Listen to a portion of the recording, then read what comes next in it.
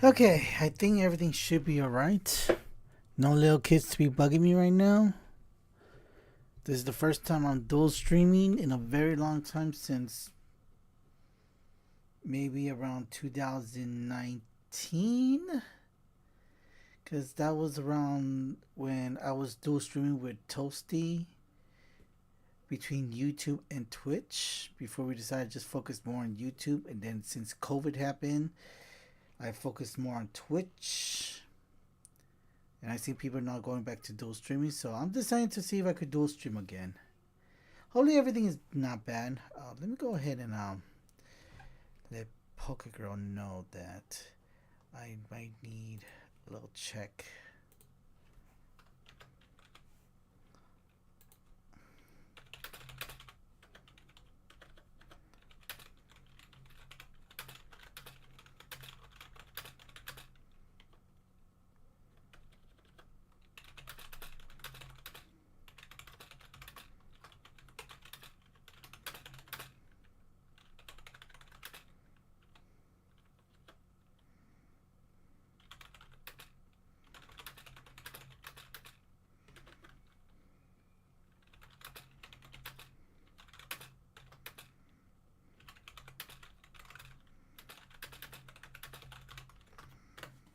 I'll let her know, because she's the mod for my Twitch channel. So for now, the chat is just gonna be pure Twitch, unfortunately.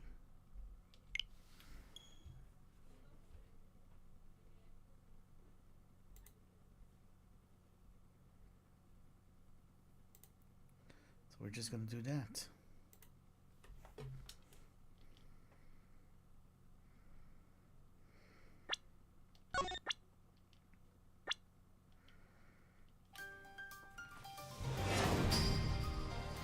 All right.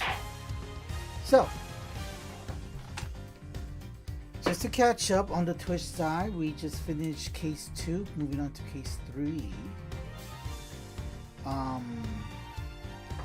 But yeah, I've been streaming this since this game came out. I haven't got a chance to play much because I've been busy with work. Work has been hitting me in the back for so much, so there's that.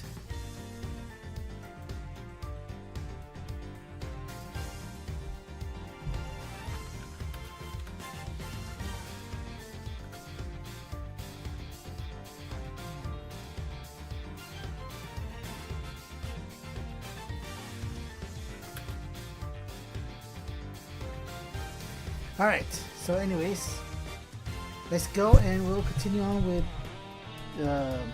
yeah, we got case 4, Turnabout Reminiscent. Okay, so I need to mention right now, I have played Ace Attorney Investigation 1.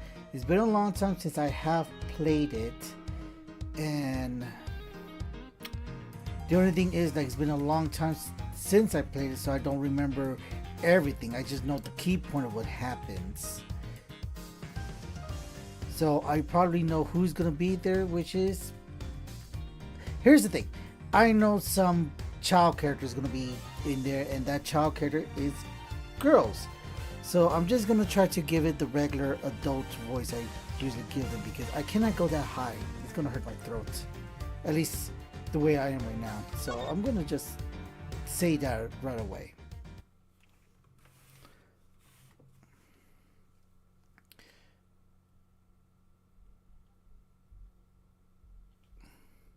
Episode 4, Turnabout Reminiscence. I'm pretty sure there's another character. Kay Faraday, the young lady who calls herself the second Yarigarasu. The piece of cloth that she conjured up has taken me back to many years ago.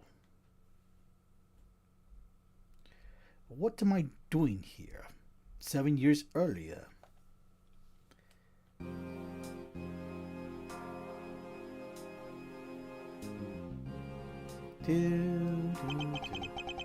Yeah, that's right. I did it. I killed the guy. But it was the great thief Yarigarasu who told me to do it. Objection. I asked the defendant, just exactly what are you trying to say? Don't you get it? I know the true identity of the Yatagarasu!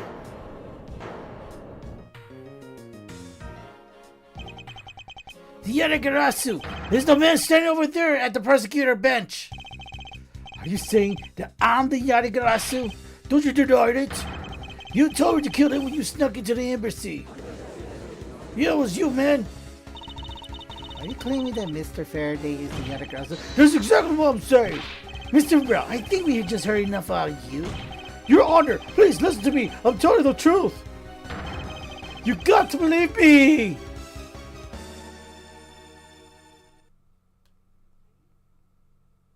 Me. And according to the defendant's accusation, a new prosecutor shall be called to replace Mr. Faraday.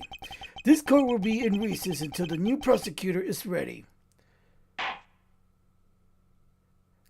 Katie's on recess. Bam! September 10th, 3:20 p.m. District Court, 3rd floor, lobby. All right.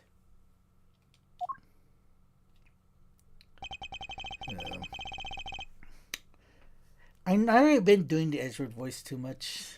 I keep saying, oh my gosh, I'm scared I probably forgot it.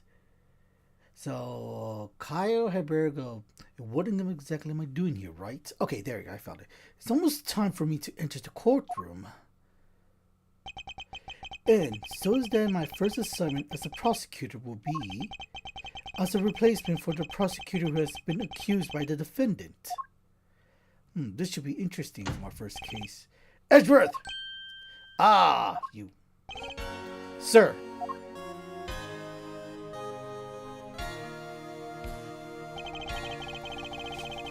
And I know for sure that in Ace Attorney 1, they gave him the voice of objection. I don't think I'm going to give him that voice. A little bit. Have you read over all the document regarding this trial? Yes, sir. I've memorized everything there is to know. Very good. A paperwork for the prosecution's substitution is just about complete. Edgeworth, always bear in mind that as your mentor, I, Manfred von Karma, I might as well go for a refined voice. Pah!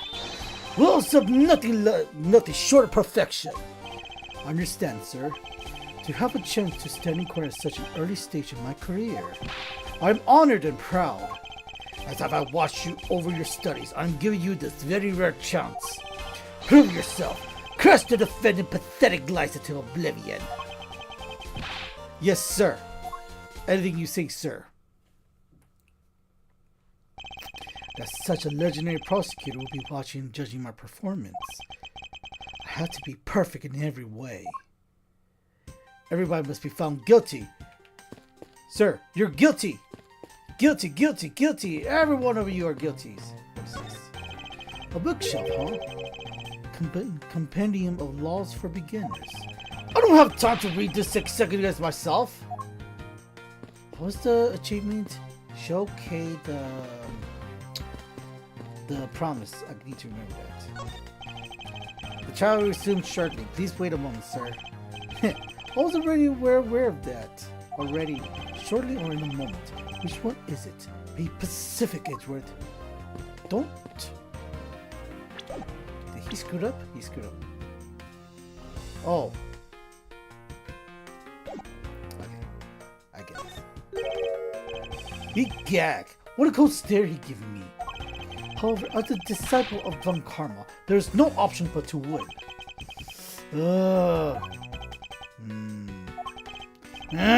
He's good. The power of his code still rivals my own.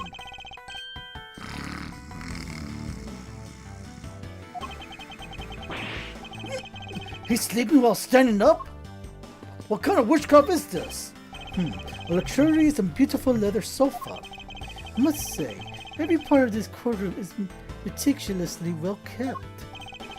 Although the position of the sofa put one under the direct gaze of the judge. Every judge in this courthouse history has quite the beard. It has a gallant part of their beloved head of hair, I see. Being a judge must be a very stressful career. I would never be a judge. I like my lock of hair. Mr. Prosecutor, sir. You've got a good eye, you can tell I'm a prosecutor with just one glance. As there are always only prosecutor and defense attorney in this lobby, I usually hit the mark if I guess one or the other while there is a recess. Oh, we're only guessing? Dang it! Aren't these great? Terry made all of these. Awesome! But didn't you get fired right after you made them? Yes, I did. I spent the same amount of money on this model as it is to cost to build the real thing. And my boss wasn't very happy with me. Hey Daddy, didn't you say you built a secret mechanism inside of it?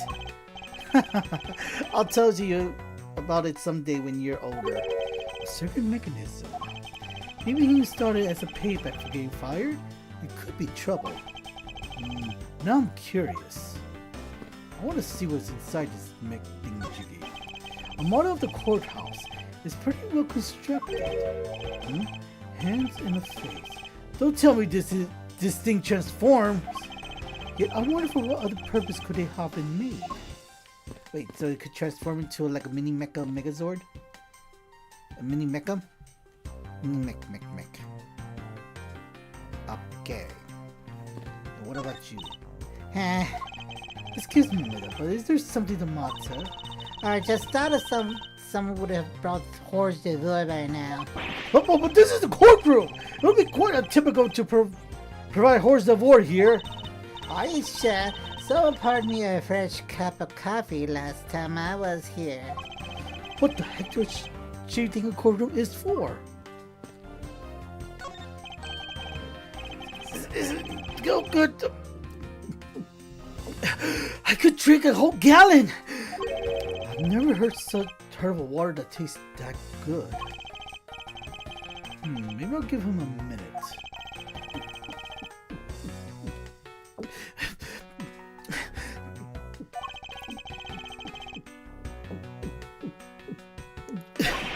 Does he plan on cupping the entire reservoir dry? Jeez. Save some for the fish. I mean, I want some water too. Save some for me. Speaking of water, that gulp is really hurting my throat. Hold on a second.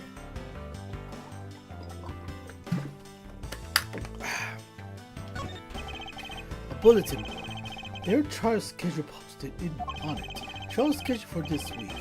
There's only today's trial listed. This must be a mistake, or this country's judicial system is not working as it should. In this door, this should lead to the defendant's log. Edgeworth, what is your composure? Where is your composure? If you wish to take a look at your enemy, do so in the courtroom, as you crush him. Indeed, thank you. You are the man of wisdom and experience, sir. I think that's about it.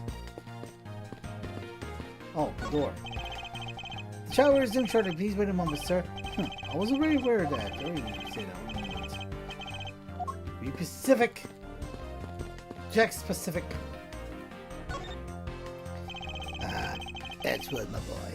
Today's trial should have ended in just 1 minute. Because the defendant was picked up by the security camera, correct? Exactly. The killer has the gall to say that he was only killed because he was instructed to do so. Even more outrageous is claim that the prosecutor, Bern Faraday, gave the order. Ha! Faraday is such a fool. He's been cornered by his very own prey. Sir, are you unacquainted with Mr. Bern Faraday?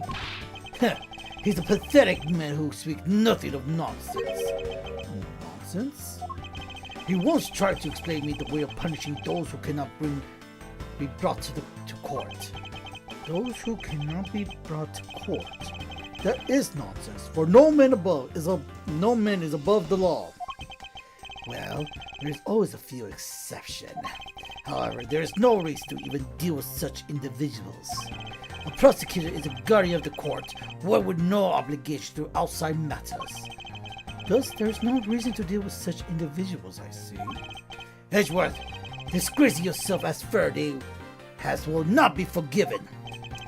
Have no fear, I will not let you down, sir. In place of the accused prosecutor Bern Faraday, I, Miles Edgeworth, will prove the defendant's guilt. I say double wills, but shut up. Very good. I secured an hour of recess for you to prepare to do just that. Ha! Show them all the power of Von Karma!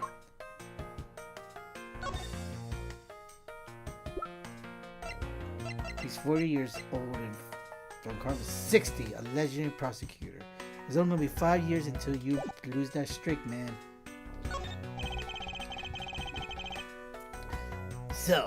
So, have you achieved a firm understanding of the case? Yes, sir. I've memorized everything that is written down in the case file. Well then, explain the case to me. I want to see you really know what you're talking about. Understood. Let's put a brief recap for the audience. I mean, for you, to show that how much I know. Please love me, second daddy. A murder was committed on September 8th in front of the Cotopian embassy. The victim, Mr. Deadman, was a staff member at the embassy. Who would have thought that his last name is going to give away his fate? The defendant in this case, Mr. Mackerel, was self-questioning the night of the incident as he was deemed suspicious. He was quickly placed under arrest for possession of the murder weapon, a gun, which is his neutral B. Furthermore, at the time of the murder, the Greek Dave Yadagrasu had successfully infiltrated the Cotopian embassy as well. At first, Rowe claimed that he himself was the Yadagrasu, but that he did not kill Deadman. I wonder what he expected to gain from such desperate lie. It's possible that he wants to go down while in the spotlight if he is found guilty. There's truly is no limit to people inanity. Inanity? Is that the word? Inanity. I don't need to go ask Google for the pronunciation because I'm pretty sure I pronounced that correctly. But I digress. Continue, Edgeworth. Yes, sir.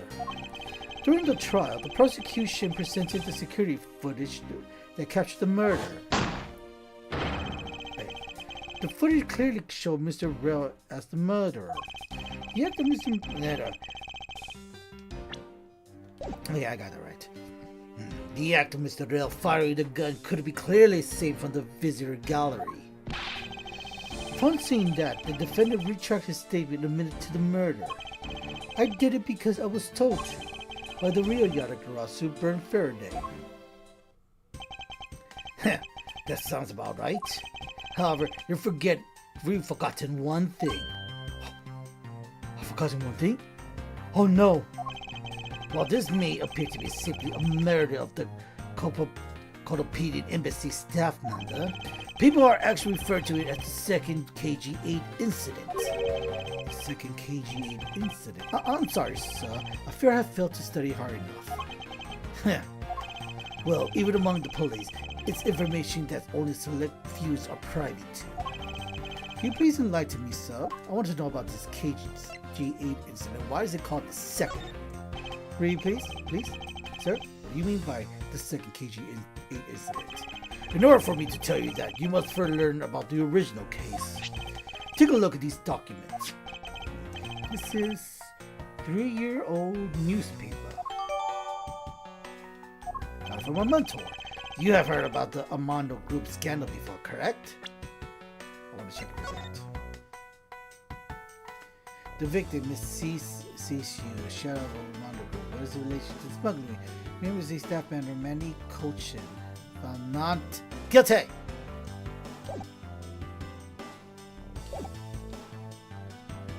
Okay.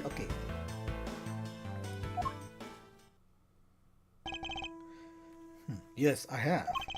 The secretary of Mr. Armando, the Armando Group's director, was arrested under suspicion of smuggling. Correct.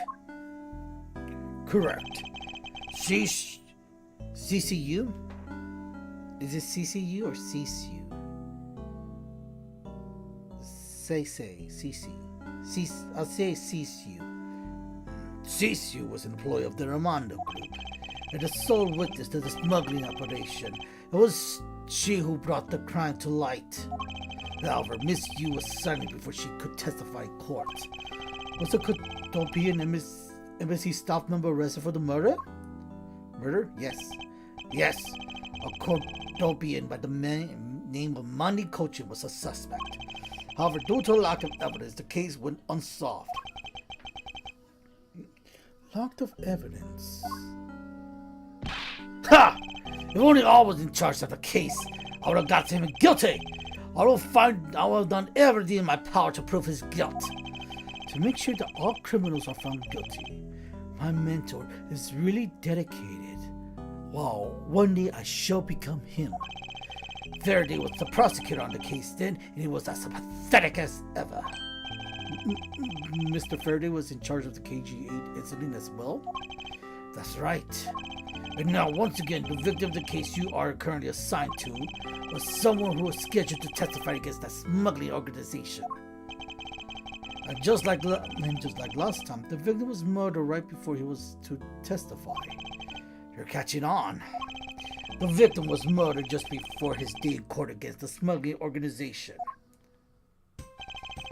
The events are going. It's hard to see Manfred and Edgeworth together. The events are occurring almost exactly the same way as they did in the KG-8 incident. So that's why it is being called the second KG-8 incident. Yes. Yet there's one difference between the two incidents. What would that be? The so-called noble thief that is setting everyone into an uproar. The great thief Yatagarasu. Yatagarasu? I better find out more. Tell me more about the bird. If it's true that the Yatagarasu showed up at the Kodopian embassy, what could he or she have been after? No doubt to steal any suspicious accounting record is released in publicly. Or more likely to steal secret from the Kodopian embassy itself, since the item that the Yatagarasu stole from there was sent to the police. What was that the Yatagarasu sent to the police? I don't know the details. Any relation to the Yatagarasu is getting the top secret treatment. Still, I find it very ironic. By returning the stolen item to the police, there was proof positive that the Yatagarasu has infiltrated the embassy on the same day the staff member was killed. Criminals have a way of incriminating themselves, will you say? That would have been the first time the Yatagarasu has left evidence behind, correct? Yes, indeed. If you wish to learn more about the Yatagarasu, did I suggest you ask Faraday? Mr. Faraday? He happens to be the prosecutor in charge of the Yatagarasu case as well. He's the prosecutor in charge of both the KG-8 incident and the Yatagarasu case? And why did he have someone that sucks in both of these cases? Mr. Faraday really had a lot on his plate. But he sucks. Ow. What is it, little girl? I shall smite you and make you found guilty. You're scary, mister. Huh. As I should. I must scare everyone. Do you need something? I want to trade these coins with you. A fistful of dimes, quarters, and pennies. But it looks like you've exactly $1. Is this what you want? Yay, thanks. That's exactly what I need. Yay. Could that child be here to watch the trial? Who let a little child watch a courtroom case? How disrespectful for a child like that to be running around inside the courthouse. Does no one have respect for this country's judicial system anymore? Obviously not. Hello, sir. The paperwork for the prosecution substitution is complete. Why you? Do you even know how much time there is left before the trial resumes? I'm sorry, sir. I'm so sorry. I'll have you mopping up this courtroom instead of protected in an instant. It's no bother, sir. Not being completely prepared could prove to be a perfect handicap for me. I'm very 10 out of 10. Ha! A proud one, you are. You had better collect evidence for Faraday and prepare yourself. It's time for your debut, Edgeworth. Here he goes. As for first case. First case ever.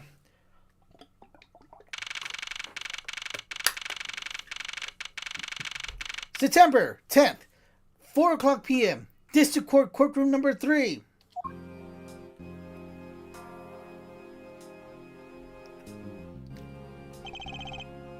It's 4 o'clock? I don't remember court being this late.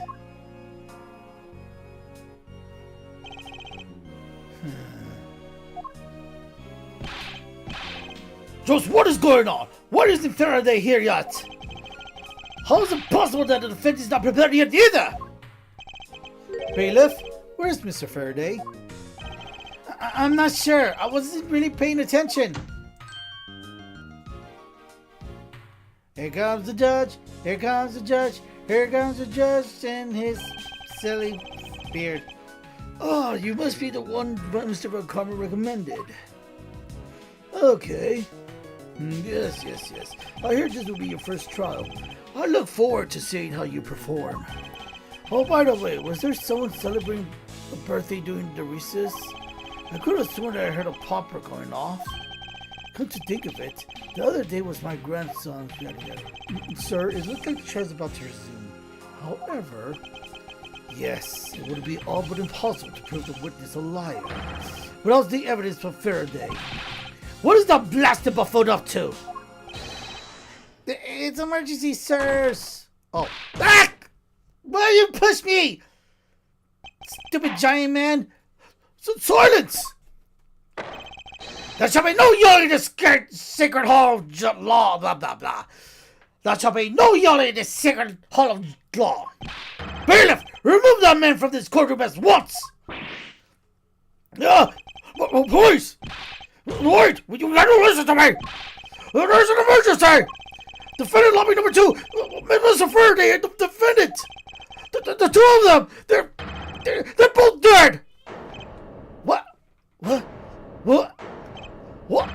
What? And just like that, Gaucho is gonna be the one that's gonna kill me a lot. What? They're both dead, Your Honor. They're both dead, Your Honor. September 10th, District Court hallway. Young judge for justice.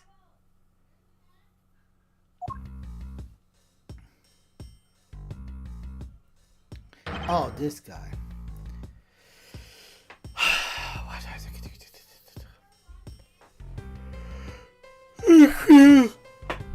You're also gonna kill me.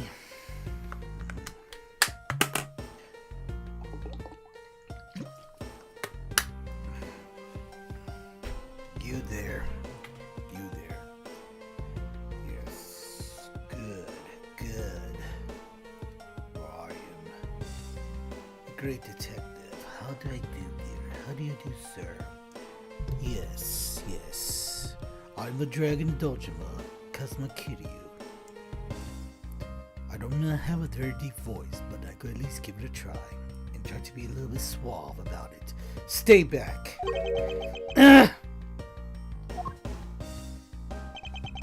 No one's allowed in the crime scene.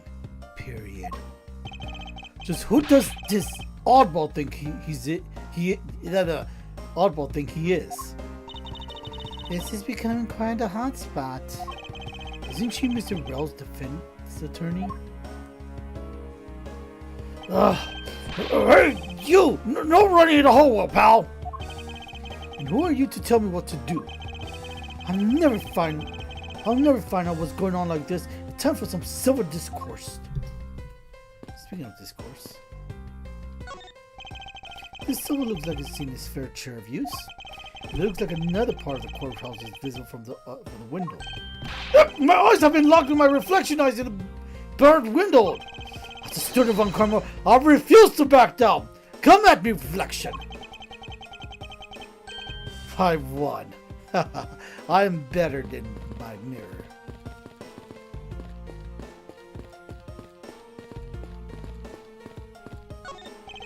First, I need to get a handle of the situation. Perhaps I should talk to some people. Oh, a fire extinguisher. If one were to be hit in the head with this, I suppose the victim would lose his memory too. There's no doubt I'll ever be so foolish as to be struck by one of these. A poster of the judge. There's a longer slogan of some sort in a tiny letter at the bottom. Every stroke of my gavel brings truth closer to me, and my hair farther away. Is this a promotional poster for the court or a hair growth product? I can never tell with these games. This courtroom. Defendant lobby number 1 is through here. The incident took place in lobby number 2 next door. I shouldn't allow myself to be sidetracked like this. I better get a move on. A drink vending machine. No, this is not the time to be pondering what kind of drink I want. I like Big Boss, please. Interesting. There's some special court-themed food products here. Many of them seem sort of troublesome and suspicious. Objection! I suppose. Great. Okay, first let's start with Gumshoe. And you are? Who, me? Hey, pal. It's common courtesy to tell someone your name first before asking theirs. Gumshoe. Point taken. My name is Miles Edgeworth. I'm a district prosecutor. The prosecutor? I've never seen a prosecutor as young as you, pal. I ain't feel in love with you already. I told you my name. Now, would you mind telling me yours? Detective Gumshoe. And just recently, I too my dream of becoming a detective. More than a dream is what I've been born to do. Wait, maybe I should check and make sure I'm not really in some crazy dream first. This detective is entirely too excited to be in a murder scene.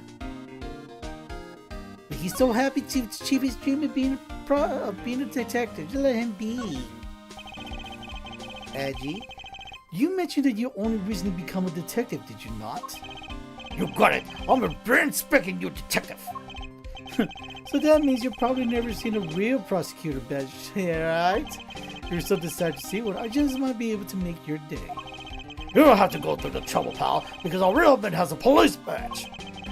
And someday, I'm going to become an ice detective, just like Detective Bad. Why do I feel like I need to, dignify my voice? Gumshoe is not dignified. Well, did I say something wrong, pal? Forget it, detective. And that, kids, is why Gumshoe never showed off his badge. Never. Ever, ever, and never, ever, ever, ever. So, Detective Gumshoe, would you mind telling me what you know about the incident? You know that I don't have to tell you anything, right? I know that. But it will behoove you to fill me in what you know. Wow, you're a proud one for such a youngster, aren't you? Well, anyway, Detective Bad is the one in charge. Why am I still dignifying Gumshoe's voice? So you're gonna have to ask him all the details, okay? As for me, I was guarding the door to defendant lobby number 2. So you were on guard detail. Did you notice anything strange while you were on duty? Well, I freaked out when I heard a gunshot, and then I kind of froze. You're a detective, and a measly gunshot scared you that much? Then again, I can hardly claim to not know what it's like to hear one at a close range. Then Detective Bad came running up to the scene. Well, we went into lobby number 2 together, and both men were lying there dead. Is that everything? Yeah, that's it. I was in the hallway the whole time, but I didn't hear a single people struggling. Interesting. Other than a gunshot, he didn't hear a single sound of commotion. Okay. And what about you? Do you have a minute? You know, I'm not really into the talking to people I don't know. Especially at a time like this. Oh, I apologize for not introducing myself before bothering you. My name is Miles Edgeworth. I was to take Mr. Faraday's place in court. Edgeworth, huh? Never heard of you. So Faraday substituted a newbie, huh? I have you know, madam, that I have studied under Manfred von Karma. Do not take me for some naive novice. So naive.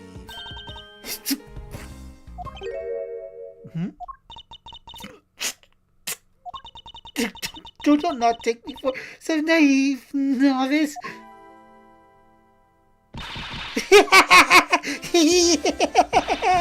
So you stood in von Karma. I should have had to question him that came away. Stop right there! These are the garments of a one who gallantly present the facts!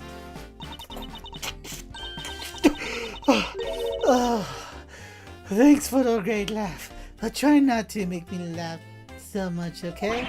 I wasn't trying to do any of the sort! Yeah, just kidding! I was just coming around! By the way, you know who I am. My name is Castillo Yu. And if you're telling the truth, then we were about to go head in court. Of course, I have heard much about you, Miss Yu. But of course, I have heard so much about you. You're regular Shakespeare. Did I say something funny? Gosh, why won't no one take me serious? I'm a very serious boy. I'm a grown man. I'd like you to update me on the situation. I don't really know anything. Why don't you try talking to those detectives over there? If that's the case, then why are you here?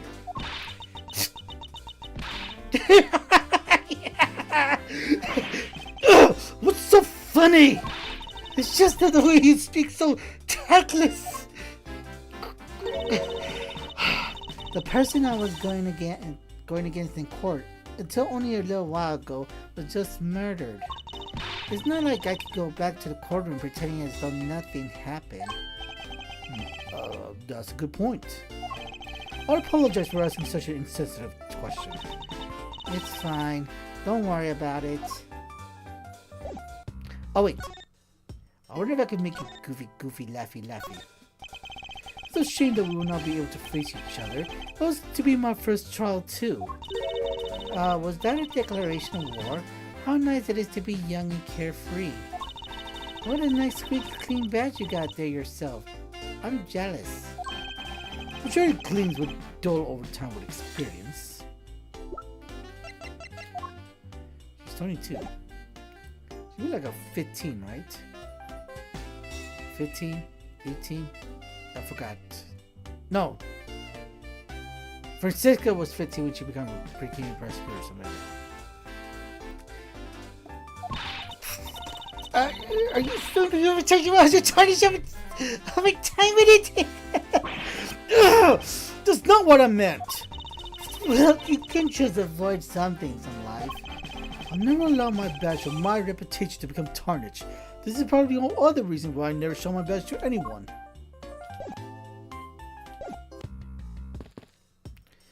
Alright, let me get used to you. Excuse me, but who are you? Detective Charles Bad. Detective Charles Bad. Homicide. I was informed of the situation came as quickly as possible. So how did you arrive and inspect the body before me? Faraday requested for me to testify at the trial. Plain and simple. Mr. Faraday requested that you be here? Yeah, I'm cool. I'm very cool. Maybe we could talk like this a little bit lower. Maybe like this. Yeah, cool. I've already contacted HQ about the situation. I've got nothing to say to you, kid. Kid? I'm Mr. Faraday's substitute in today's trial. Therefore, I insist that you update me on the situation. Kid. Shut up! Get back down here. I have a right to know. Do I need to teach you a thing or two about how to talk to adults, kid? Is he threatening me? Is he going for his gun? It's just a mirror. How dare dare you trick me like that? I'm gonna sue you, brat!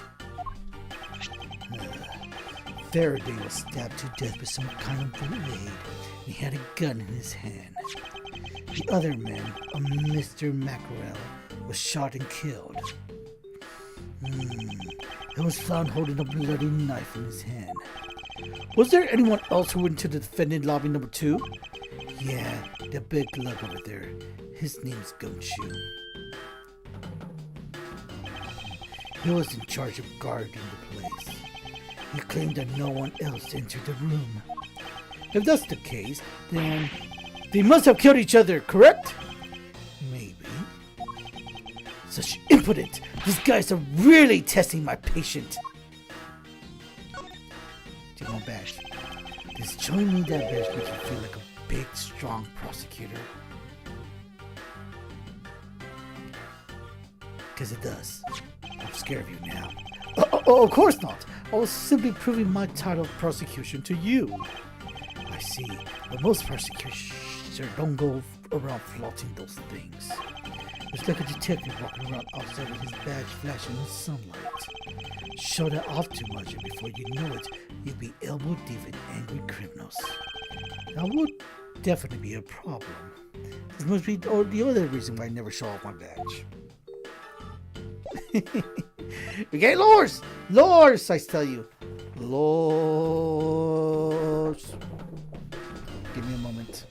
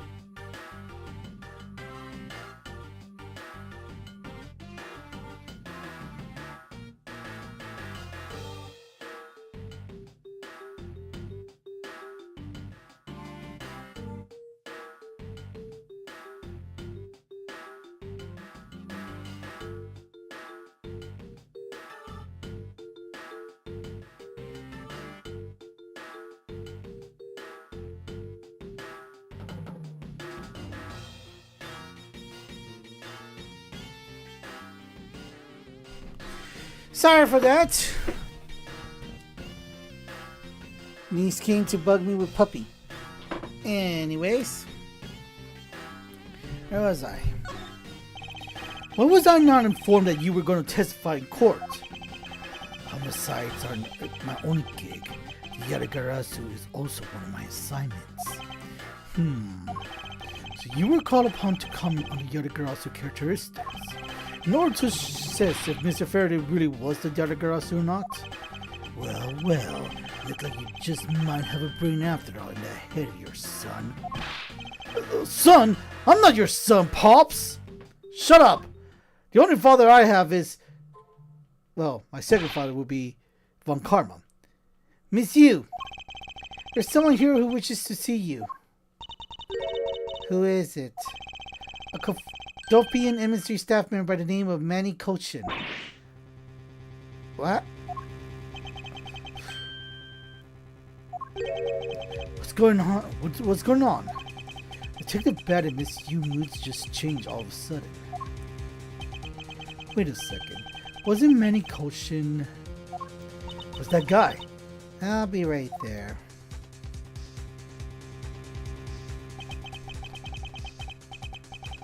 It's nice to see you again, Miss Yu.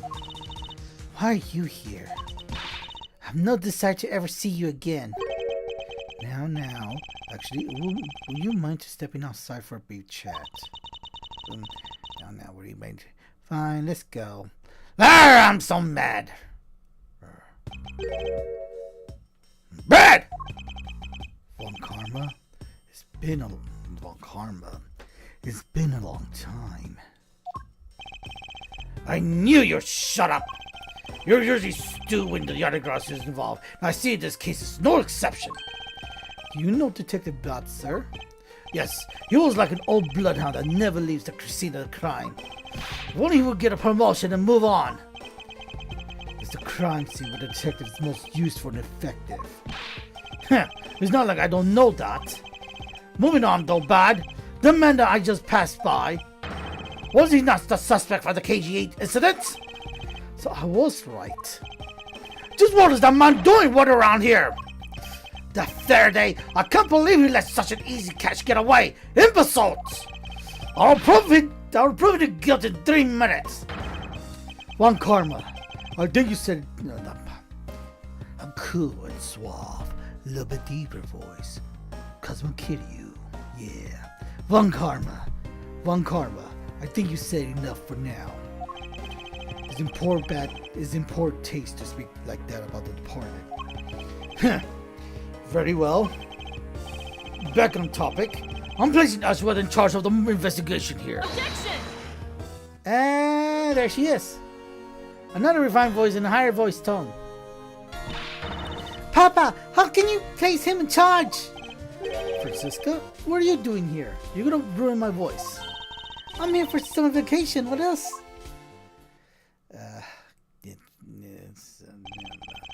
Francisca von Karma. So she is here in vacation from Germany. She's the daughter of Manfred von Karma, another student of his, who's also junior to me. You're the one who's junior to me! And don't you forget it! Nee. You're not convincingly avoiding the bar examination, are you? Huh. If you were able to pass, I have absolutely no trouble at all. I'll never allow myself to lose to you. Never! She always had to be this competitive. Anyways, Papa! Are you exciting Miss Miles Edgeworth to cover the case? Yes, I am. What do you ask? Well, you know, I'm close to becoming a prosecutor myself. And I am 100% confident that I can do a better job than him. That's just like Francisca. She has no problem bad-mouthing someone right in front of them. But! Yeah. These two will be conducting the investigation. What? You want me to let both of these kids loose in the crime scene? Ha. You do as I say. This is a perfect opportunity for them to work on their prosecutorial skills. A crime scene is not a place for church to be messing around with. I'm the one with the authority over this crime scene, bud. And I will not tolerate complaining. Edgeworth! Francisca! I'll leave this case to both of you. It is, sir. Understood, sir. Yes, Papa. I'll go take care of the paperwork now. Remember, I'll have nothing but perfect report from both of you. Do not disappoint me. Stupid kids. Stupid detective. Hold on, Von Karma. I still haven't agreed to this. Alright. Miles Edgeworth. It's been quite some time for Cisco. This would be a perfect chance for us to see which of us is truly worthy of the Von Karma name. Wouldn't it kill you at least to say hello? A long time no see. Pretty good. Just because you became a prosecutor first doesn't mean you can act all proud. Ah! Oh, sure hasn't changed a bit.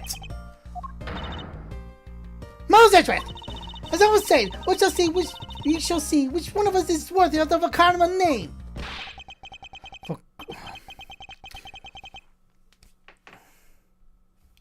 I'm cool, suave. Yes, very good. Trying to be a good detective. For crying out loud, I've been reduced to babysitter.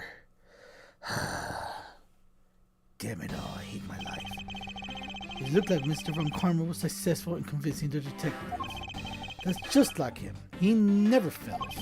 No, I appreciate if you could quickly run me through the Fox detective bot. You're better off checking things on your own. Very well. Seems like getting help from Detective Back will be a most arduous task. And already, like this.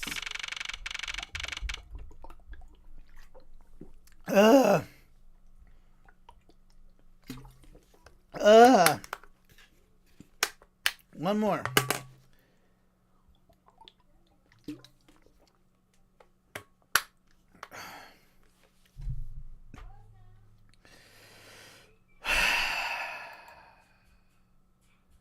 voice. It is coming back to me. Maybe much.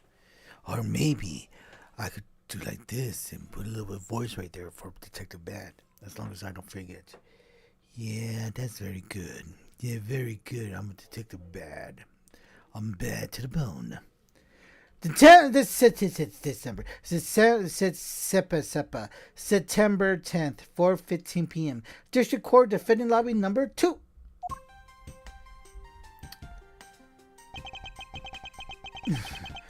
Is the only real explanation that they kill each other simultaneously?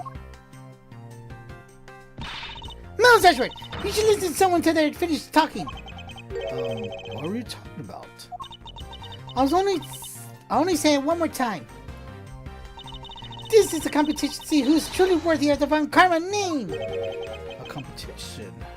You know, this reminds me of the douchebag, bullied. You better tell me everything because I'm the best of everything. Boy and his little bratty, annoying little sister who cries and always want to get what you want, dual couple. Big bully, bratty sister. Competition. The person that figures out the truth first wins. So the person who doesn't discover the truth is a dishonor to the name? Exactly! I don't care that you became a prosecutor before me. I still refuse to hear any more foolish things come from your foolish mouth. Fine, whatever makes you happy. Can I take that you accept my challenge? Once again, whatever makes you happy. Well then, let's begin the investigation, shall we? I'm gonna find out perfect evidence and prettily present it like a professional I am. Competing to discover the truth behind a crime. How delightfully childish. Oh, it's bad. New kid. Yes. You kids, over here. Hold it! Kid? Ha! Serves you right, Miles. He just called you a kid. I said kids, kid. How dare you call me a kid as well? I'll do whatever I please, and I won't allow you to cause a ruckus on my crime scene. Hey, big guy, you're going to watch over these two. Yes, sir. You're taking it back, sir. Now, do as I say from now on, kids, okay? You better not get in our way, Scruffy. You'll feel the bite of my whip if you do. You prosecutor boy. Let's get your investigation started already, all right? Great. Not even that detective is treating me like a child. All right, it's time to get investigated. Get a move on, prosecutor boy. My name is Miles Edgeworth, and if you were to call me prosecutor boy one more time, it'll be my duty as a prosecutor to look into your monthly salary. What? And how will you do that with my salary after you saw how much it was? That's up to you now, isn't it? Ready? Sounds good, pal. He's so naive. Maybe someday I shall continue cutting his salary. It should be so much fun. Right now I'll get paid $5 an hour. I hope it goes up from here on out. Begin investigation. Detective God, may I have a word with you? What is it? It appears that both a knife and a gun were used as murder weapons. Yeah, it does. That leads us to our first question of the investigation. When did the men acquire the weapons? The gun was inside of Faraday's bag. It was a piece of evidence that was presented in the trial earlier today. It was used to kill the Cotopian embassy staff member, but I never heard of anything about the knife. Mr. Rose was being held by the police. There's no way he could have brought it in, which means it's possible that Faraday had a knife on him from the start as well. Could it have been the piece of evidence that has yet to be presented? But then, why doesn't Detective Bad know about it? Wait, what if It's possible that Mr. Faraday brought the knife in under guise of prosecution or evidence. He could have then brought it out and attacked Mr. Rowe with it. Maybe you got a brain there after all, kid. Ugh! Is he going to be treating me like a child forever? Shut up and stop it! Stop treating me as a kid! It looks like Mr. Faraday attacked Mr. Rowe first, who then counterattacked. That's the only logical conclusion you can draw from a scene like this. Not yet. I feel it's much too early to be drawing a conclusion already. I must first find conclusive evidence so as to protect the honor of the Von Carmel's name. Oh my gosh, are you my sidekick? Yes, sir. I'm your sidekick. Not your sidekick, but sidekick. All right, prosecutor boy. Mental note. Doc is paid to like about $2 an hour. There's some stuff in the back. There's some stuff in the back, pal. I suppose it was Mr. Faraday's bag. It's probably the trial evidence I was supposed to collect from him. There's just no evidence? I better not touch it. I'll leave prints on it. Do you just not pay attention to anything you do?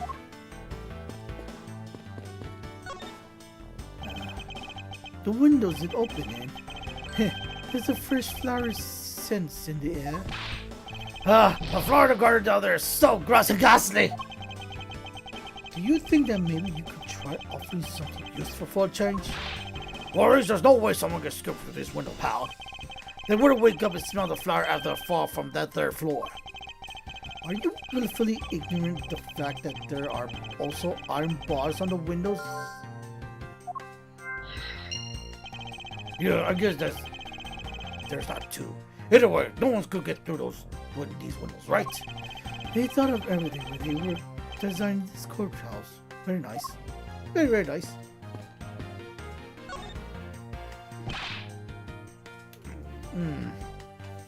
Whoa! What is it, Detective Gumshoe? My TV at home was so tiny compared to this one, pal.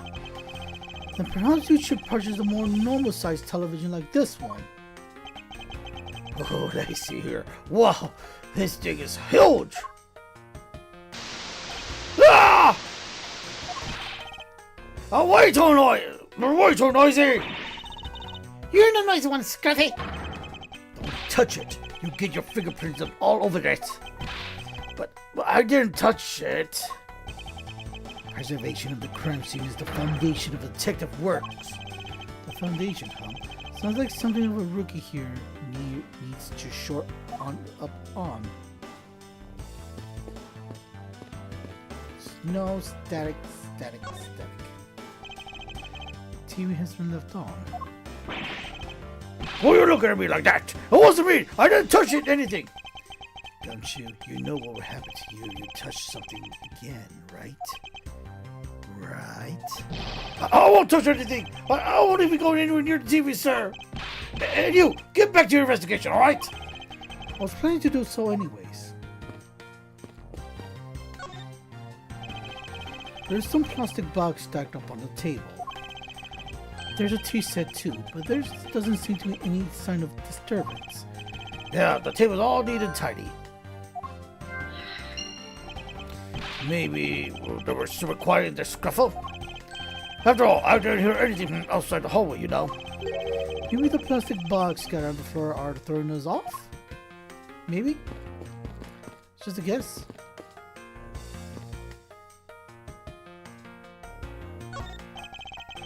This decorative plant's foliage is quite nice. It's actually soothing to be around it. Perhaps I should purchase one for my room. Sounds good. This decorative... I want to go for the chair. Shall we the chair? Why are there plastic bags scattered around? I was working for keeping evidence safe, pal. I know that much, detective. You sure are good at this stuff, aren't you, pal? Normally I'll be happy when someone compliments me, but when it's this guy... anyways, could these plastic bags be evidence of a fight between the two monks? I wonder. And then we get to the forensic science guy. Shane. Ah, I see. Did you figure something out? This is a competition, Miles, and such I don't appreciate if you didn't talk to me. As you wished. Okay, fine, whatever. It looks like Mr. Faraday fell on top of Mr. Rail. At first glance, it seems like they must have killed each other. However, using logic, the only logical conclusion is, aha! Zavari! What the heck is a Zavari? And what was that outburst for? But detective instinct just hit me real hard. It was Mr. Rail that fell first, see? You don't need the detective instinct for that. It's common sense, man. Well, I suppose we won't know much more than that until after examining the bodies. And I wouldn't rest until I inspected every suspicious-looking nook and cranny. Oh boy, what is this here? This is all black down here. See? I wonder where it could be. If you look closely, this blotch pattern resembles an ink stain. An ink stain? Yes. I usually get ink in my own hand when I use my feather pen. A feather pen? I've never seen one before. Sure you aren't making this up, pal? Are you sure? Look at Mr. Faraday die while holding the gun in his right hand. So he shot Mr. Rowe and then fell on top of him while still gripping onto the gun. Okay, it does seem kind of strange, huh? I mean, why would Mr. Faraday know how to fire a gun? He's not exactly rocket scientist. Even I know how to pull a trigger, so you better watch out. I never ever need to use one. I'll never have to fire a gun either, pal. But it sure does look cool to hold a gun with your hands. It appears that the police screening procedure needed a thorough review. And he's actually jotted down some notes about the handgun in Mr. Faraday's hand. It found in his hand.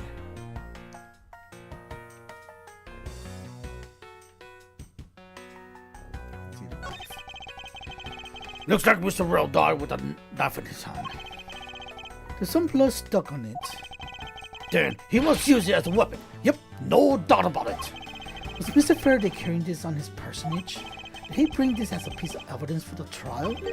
Or did he bring it with his very different intent in mind? She wrote some note down about it.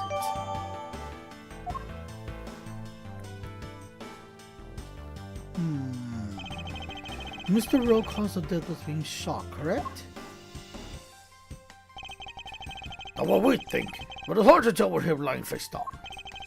This is bad enough, but it's truly lamentable that someone would try to hide the truth.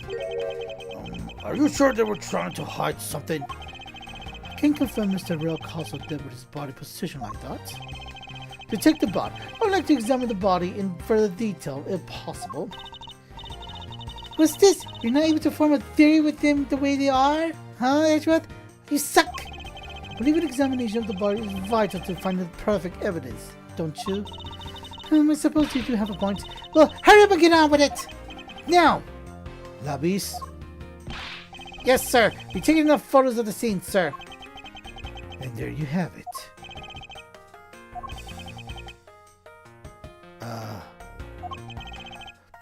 Do you not approve? No. Do you not approve? Of course not. What? Investigation of crime scene is the work of a detective. Don't touch the thing. Hey, big fella, turn over the body for me, will ya?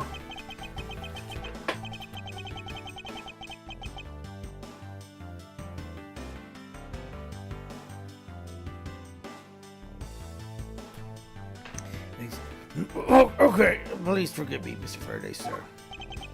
Don't you? Do not get emotional involved. Remember, you're a detective. Yes, sir. Understood, sir.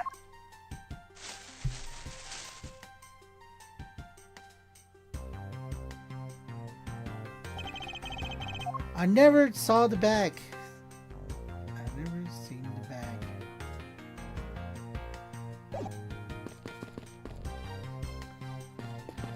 When the bag was bloody, I never saw the bag. I never saw the bag. I never saw the bag. Ah, my hand fell asleep.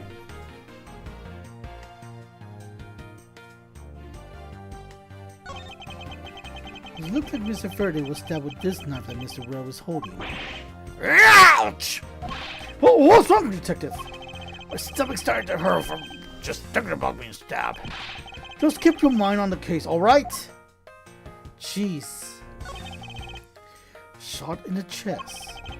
It'll take some guts to fire a gun in the courtroom house. I mean, I've been a detective for a whole week and I still haven't fired a single round yet. There are many burn marks around his clothes. That means... Wait, burn marks? A run grows very hard as it's discharged from firearm. Therefore, burn marks are usually left when a shot is fired from point-blank range. Ergo, Mr. Rail must have been shot from at least a yard or two away. You sure do know a bunch of this stuff for your age, pal. Apparently, this detective has much in common knowledge as your everyday marsupial.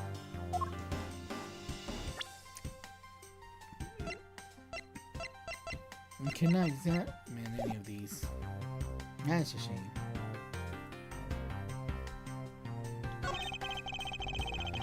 First, he killed a Cotobian emissary staff member, then he was murdered. Then he was murdered himself. This guy. Wow, I mean, out of play. No. This guy wasn't exactly an angel, you know. Oh, what makes you say that? He's been holding to the precinct several times for theft and assault, pal. So yeah, he's definitely the type to have committed a murder too. Well, he did admit to killing Mr. Deadman. Hey, good point, pal. I knew my detective intuition was telling me something. Detective intuition. Yep, you know about it. It's a special feeling that all detectives. We don't exactly have time for this conversation right now. Let's return to your investigation. Shut up! Mr. Faraday, how wrong it is for him to lose his life in a courthouse. Yeah, why did it have to be like this? I don't know what to say. I can't believe this happened while I was on watch, pal. Rather than beating yourself up, you should spend your time continuing the investigation. Did you become a detective in order to solve crimes? Yeah. Then let's get back to work. Find out the cause of this murder. Right, I'm on it, pal. Pen. There's something in his breast pocket. It's a fountain pen. Hey, you know, I always keep a pencil behind my ears. That's because Detective Buddy is always telling me, so always follow write your name on everything you own. Yes, somehow you strike me as someone as quite a forgetful individual. Let's solve everything first before I make a connection. There's a knife wound in his chest here, see? I wonder if the wall matches the knife Mr. Rail is holding. Lobby. Yes, sir. Verifying now, sir. Make it quick. Make it quick. On the looks of things, one could deduce that the knife Mr. Rail is holding will kill Mr. Faraday. Let's now try to understand the two men died. First, Mr. Faraday took the gun and the knife out of today's trial evidence. Then he aimed the gun at Mr. Rail and fired. However, Mr. Rail didn't manage to grab the knife and counter Mr. Faraday while being shot. Then the two men fell together as they stood. That is my theory in any case. What a crazy way to go. Something about the explanation just doesn't seem right. We now have a firm grab of what happened here. It never hurts to take another look. I never see the gun! Faraday holding gun in his right hand. That's the one Mr. Rail got blown away by, right? Lobby, your answer. Yes, sir. We found that the ballistic markings do match the gun. Oh, ballistic markings are the figurative fingerprints a gun leaves on a bullet when fired. I'm not sure if that's an actual real thing, but a lot of people not sure, but it's been used on a lot of games like these. Every gun leaves its own unique ballistic marking. Therefore, by looking at the marking of the bullet, you can tell which gun it came from. Yeah, that's it. Of course, I already knew all about that, pal. Maybe you should be better off going back to the academy. Yeah, come on, sir. Give me some slack, will you? So the bullet was that far from this gun was from Mr. Rail. Cool.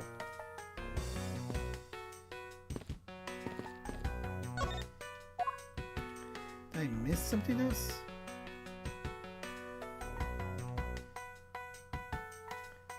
Everything right. Probably that's missing is the freaking bag that I didn't investigate. Anyways, let's make some connection.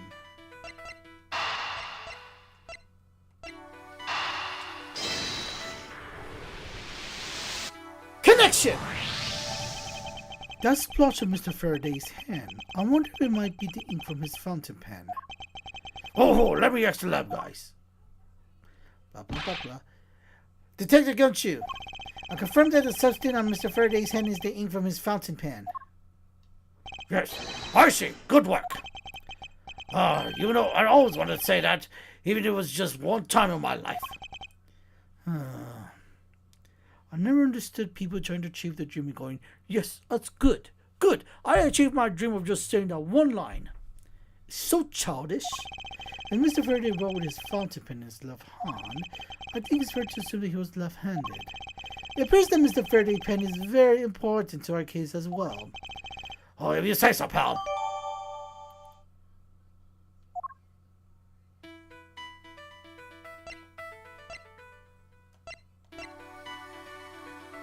Can I connect these two? I think they're very important. Connection! There's a very tiny pile of plastic bag on the table, and yet a portion of them wound up scattered on the floor as well. It's not likely that the ones on the floor were knocked out or during a struggle. In which case, might there not be another explanation as to how they got here? Another reason. I believe it's possible that the blood on the outside of the bag is related somehow. Please, get that blood away from me, pal. Detective Gumshoe, whose blood is on this bag? Hold on, let me ask the lab guys. Alright, please hurry. Please hurry. Still waiting. Still waiting.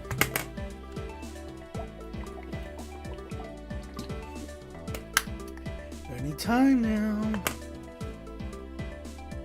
What is taking Gumshoe so long about this?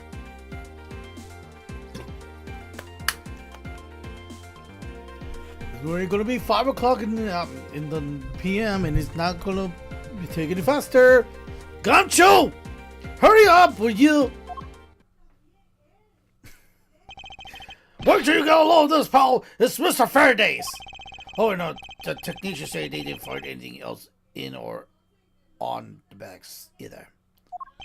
Gotta reverse that, but still, it does anything. It will appear that this bag is a very important piece of evidence. Okay, if you say so, I'll leave it in your hunt, pal. Then what is the point of the detective is?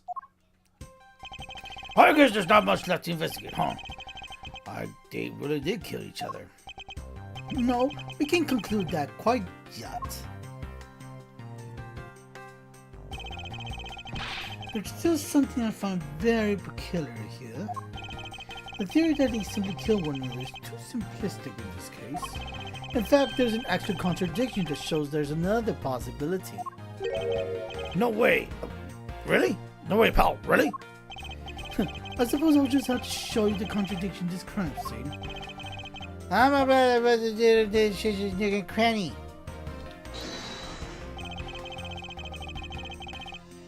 Let's see here. Oh,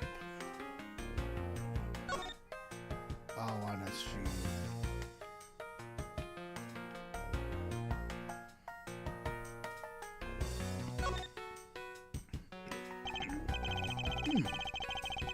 Seems Mr. Faraday was in the habit of using a very nice fountain pen.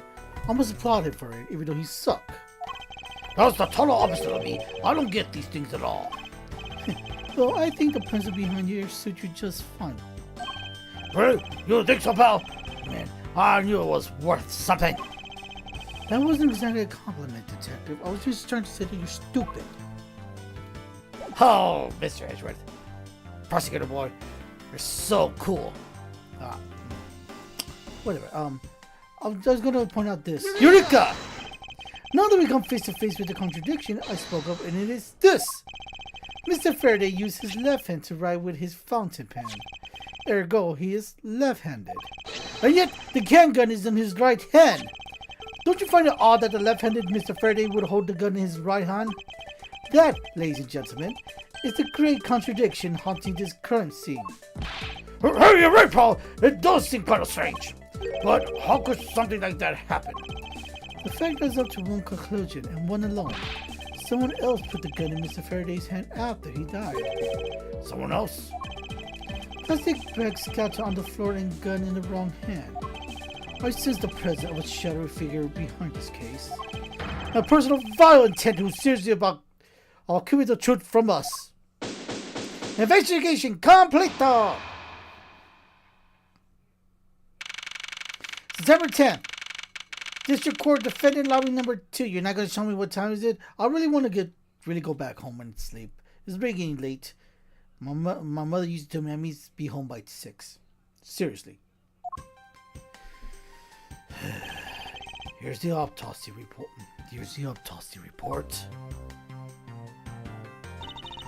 Is it probable that Mr. Ray survived for a short time after he was shot? However, Mr. Faraday died instantaneously from his stabbing. Interesting. Got it.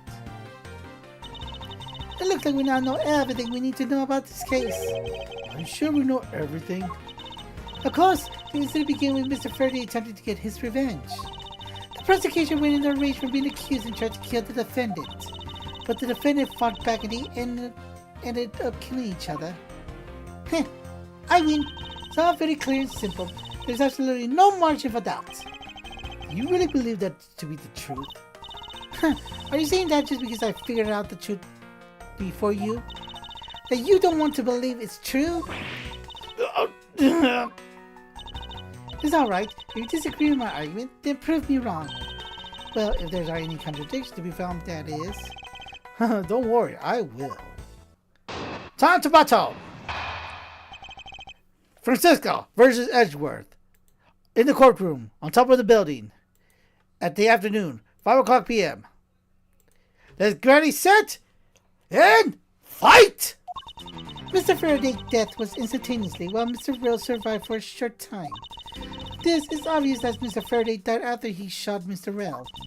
And Mr. Rail, on bringing of his death, stole Mr. Faraday's knife and stabbed him.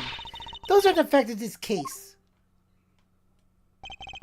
Mr. Faraday's death was instantaneously, therefore he must have attacked first. Proving that logic to be false is probably the fastest way to show her that she's wrong. In that case, I should first look for any holes in her theories.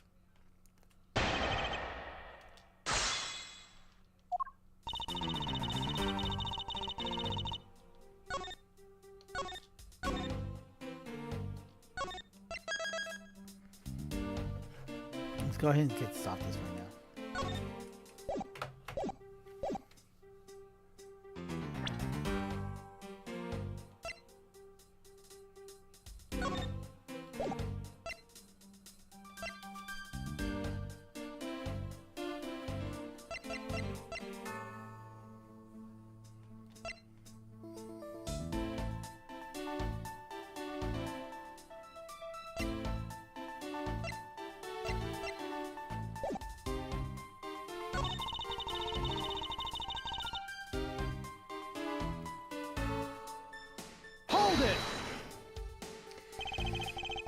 Mr. Faraday shot Mr. Rill before he died.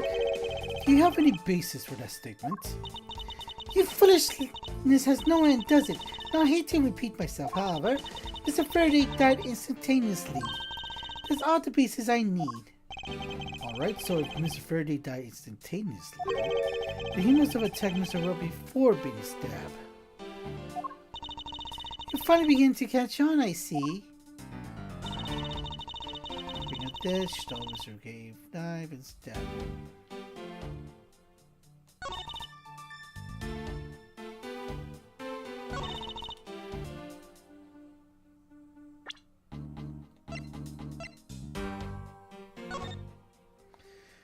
Okay, discovered immediately after the gunshot was heard. Faraday died in the stab and the shotgun stab caused instantaneous. They wrote down from there's no gun. He was shot from a few yards away, possibly being shot.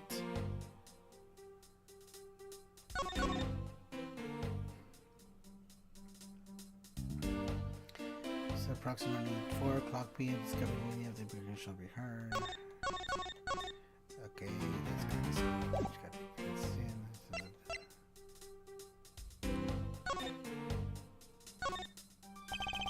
This blood here is from Mr. Faraday, but there are no other clues to be found. Which begs the question, do I need to put this bag inside another bag in order to preserve any evidence? Question indeed. Could be a backception there.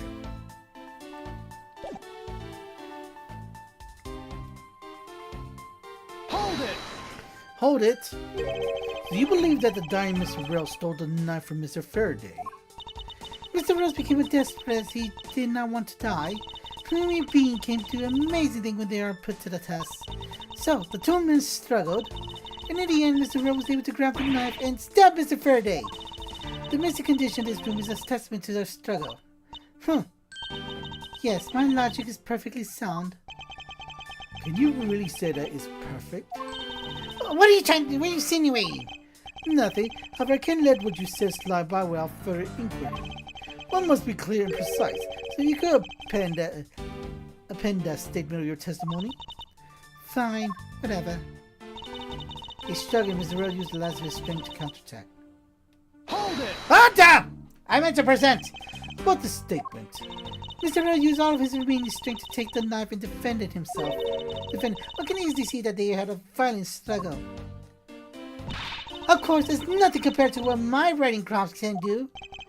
How does one compare the damage her crop can do with the state of this room? Furthermore, all the plastic bags in this room were scattered there due to the fight. Is there anything else I can explain for you? No, that'll be fine.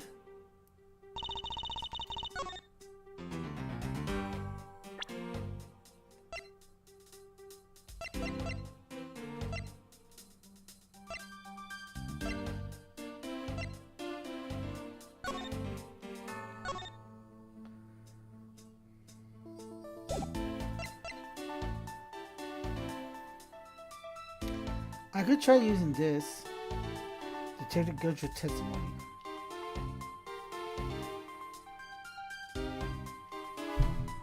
Objection! Yes! Oh, the two men were fighting. Their struggle would have caused quite a bit of a noise, would you say? However, Detective Gumshoe testified to hear absolutely nothing. You place too much faith in that detective testimony, you know. But before the sake of argument, let's say there wasn't a fight. How then did Mr. Rell get his hand on the knife? Mr. Faraday's bag was sitting right there in the lobby, here in lobby number 2. It's not hard to imagine that perhaps Mr. Rell saw a chance and took it out at some point. So, what you're saying is this. Mr. Rell took a chance when he saw the opportunity and took the knife from the bag. And then Mr. Faraday shot Mr. Rell after being stabbed? Isn't there something strange in Francisca's statement just now?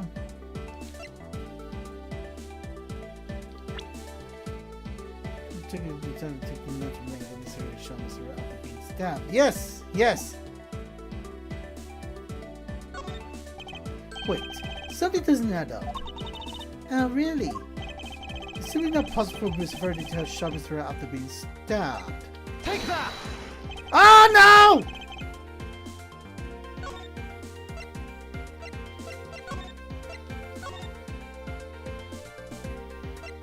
I did not mean to do that, but I'm such a dummy. It's 52 right now, right? Fudge!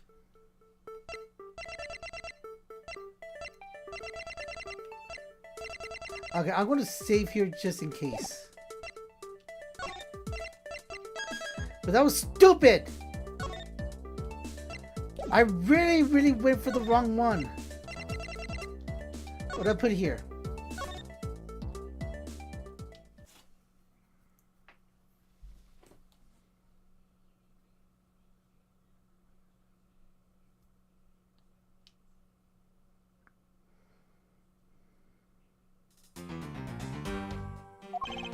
Okay, I could definitely do that.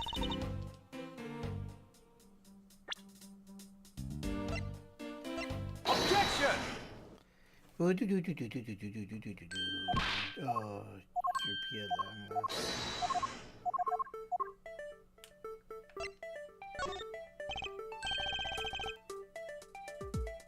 no, because the thing is that she died. Because look, the problem is that when I saw that thing, I honestly thought autopsy report, but that is not the autopsy report. That is the KG8 incident. I did not read the autopsy report. Is this crime scene note? Take that! Freaking hell, man! According to the coroner report, Mr. Faraday died instantaneously, meaning that he died immediately upon being stabbed by the knife. Ergo, he could not possibly have fired the gun after that. Ooh, you got me. But of course. Well then, if the report is correct and there's only one correct explanation, suppose that Mr. Brill attacked first, then Mr. Faraday, who died instantaneously, would have been unable to kill Mr. Rail. Therefore, Mr. Brill must have stabbed Mr. Faraday after he was shot. Then they both died. That is the only explanation that makes logical sense. Negating your opponent's ideas in order to prove your own theory. I see you've been studying, Francisca. I just wanted to explain to you as simply as possible, before you foolishly propose a foolish theory that only a foolish fool like you could. Huh. How naive are you to believe that only your opinions are valid, and still expect to discover the truth that the crime scene offers you? Francisca, you still got a ways to go. Whack! What are you talking about? Are you saying that there's a flaw in my logic? Mr. Faraday died instantaneously, and the fact that he did is what gives rise to a contradiction in the scene. The contradiction here in the crime scene is... Oh shoot. I didn't pay attention that much. I don't need you anymore.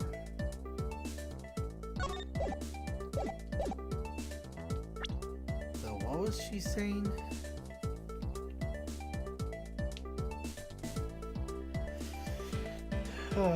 If we suppose Mr. Rail attacked first, then Mr. Faraday, who died instantaneously, would have been unable to kill Mr. Rail. Mr. Rail was to stab Mr. Faraday after he was shot.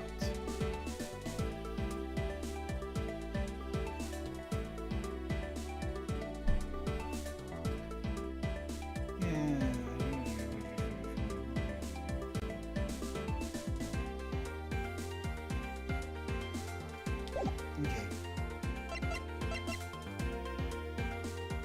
Evidence bank location, huh? Is it the...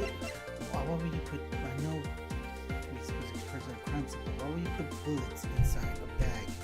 That's what I want to know. This bag is too far away from the bodies. But the bag that held the weapon was this far from the victim, then neither of them two men could have taken out... Well, the other notes. Objection! Hey, but you were the one who just said...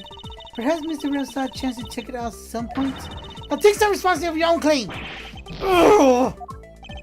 Maybe I should have given a more detailed explanation. He made it die instantaneously, and the fact that he did would give... It is to give rise to contradiction. Let's see.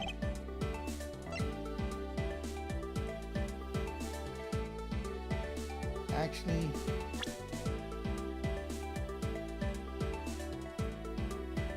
Actually, yeah, why not the body? Why not the order of the body? Let me get this straight. What you're arguing is this. Mr. Faraday took the gun from his evidence bag and shot Mr. Rail. Then the wounded Mr. Rail found an opportunity to take the knife and strike back. Upon being stabbed, Mr. Faraday died on the spot, and Mr. Rail died thereafter. Is that the case? And then how do you explain this? Take a good look at the order in which the bodies are piled. No! Mr. Faraday's body is lying on top of Mr. Rail's. Therefore, Mr. Rail must have died before Mr. Faraday. Impossible! No! Yes, I agree it seems strange no matter what angle you approach it from. Which means that the real mystery behind this crime scene is... No! Not so fast! No, Cedric! What now? I simply think that you ought to think a bit more outside the box. And that is even clearer now that the incident started with Mr. Faraday's murderous intents. She sure bounced back quickly. An explanation won't be enough this time. It's going to take some serious decisive evidence to prove her wrong. Round 2! Fight! I said bite. I meant fight! It was the chance that Mr. Faraday's body fell on top of Mr. Rails. The two bodies fell into a pile, which indicates that they attacked each other at the same time. It really doesn't matter in the slightest that they fell in the opposite order. I just know that Francisca's explanation isn't absolutely correct. All I have to do is find a hole in her logic. Once I do, I can then present her with the evidence that proves the contradiction. Alright, let me get some water.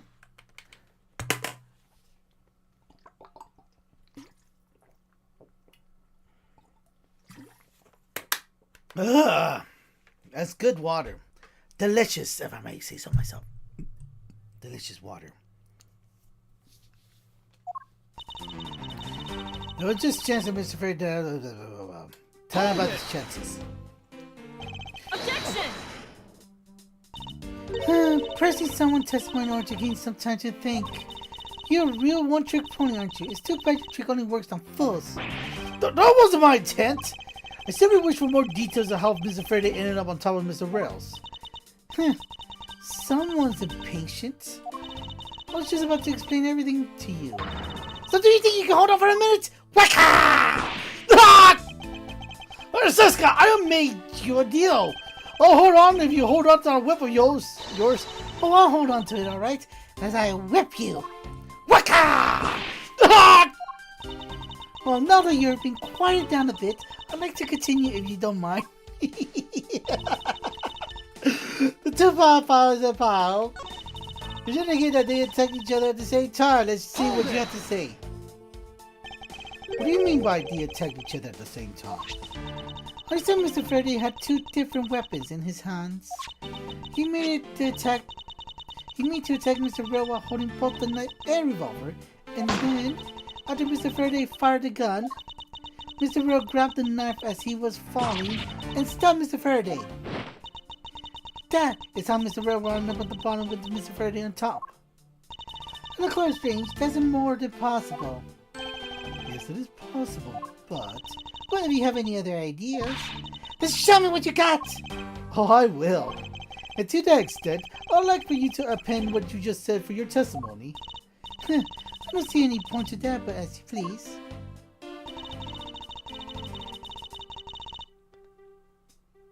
So,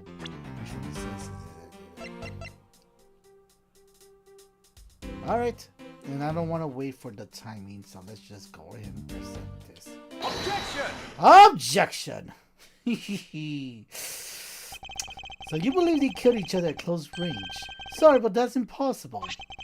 Just as written here in the crime scene note, the firing of the handgun did not leave the gunpowder burn on Mr. Rowe's clothes. Therefore, Mr. Rowe and the gun must have been separated by distance at least 2 or 3 yards. Yeah! Yes, this is by far the biggest contradiction. The two bodies are parallel with each other, yet the guns were fired from a distance. And with there being no chance that Mr. Rowe moved that far after being shot, there leaves only one possible explanation. With a completely foolish line, the foolish line of a thoroughly foolishly fool. If I'm not right, then who was it that made the first move with the intent to kill, huh? Who? The person that attacked first with the murderous intent will be,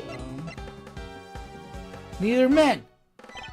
Here in this room, contradicts appears no matter what man we claim attacked first.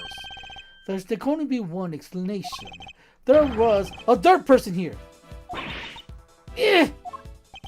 It was the third person who killed both Mr. Faraday and Mr. Rail, and set their bodies up to make it look like a double murder.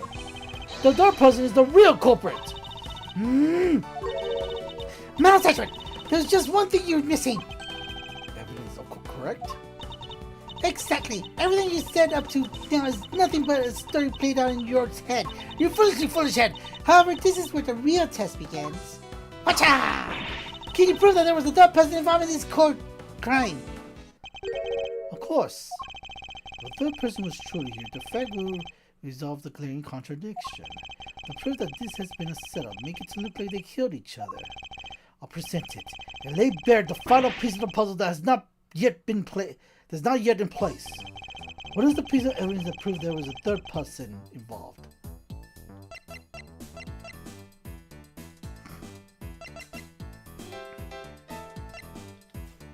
Are you talking about the bags? The bags. Take that! Back is in bags. The gun in Mr. Faraday's hand and the plastic bag with his blood on it. These two items point to the presence of a third person. How so?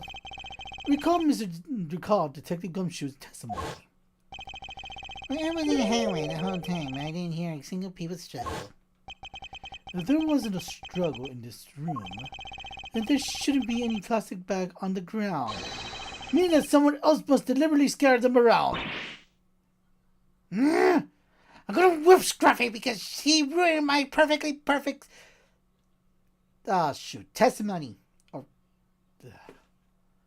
Gosh, I'm not good at English. Do you not see the possibility in this? Disregarding the gun for the moment, there's a high probability of a blood splatter when the knife is used on a person. If the culprit held the knife with a plastic bag around it, they could have used the bag to catch any blood splatter from where they threw the knife. Then by spraying a few more plastic bags around, mixing the bloody one in with them, and arranging the room to make it look like there was a struggle between the two, they were able to conceal their presence. Ah! Gotcha!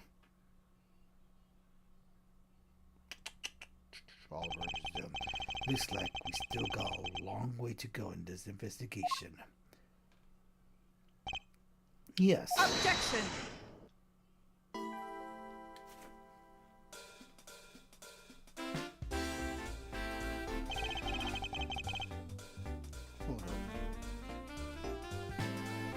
Hold on.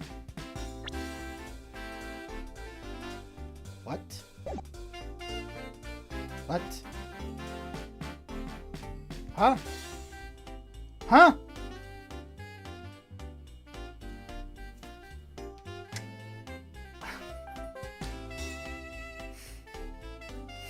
That is a lot more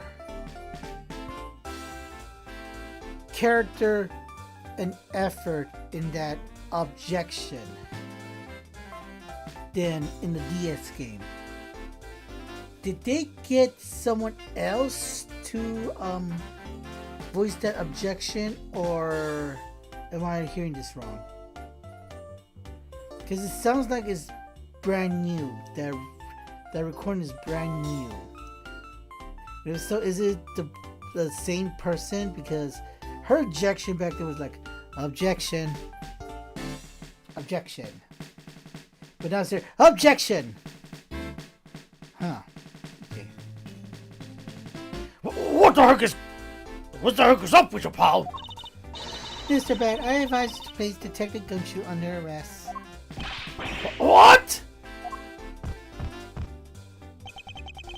What's the meaning of this? Ha!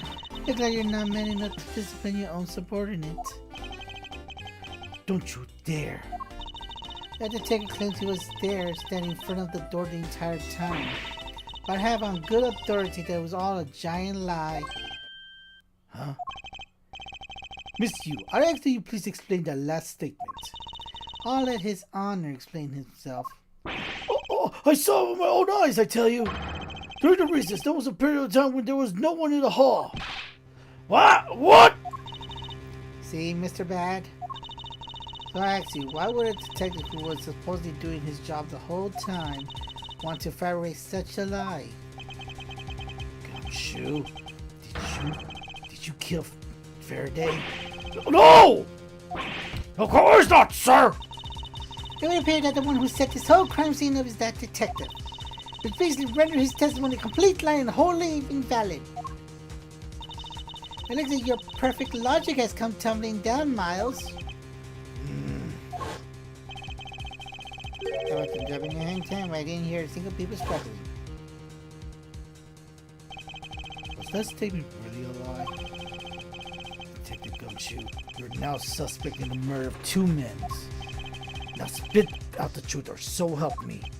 I haven't lied to anyone, sir. Honest.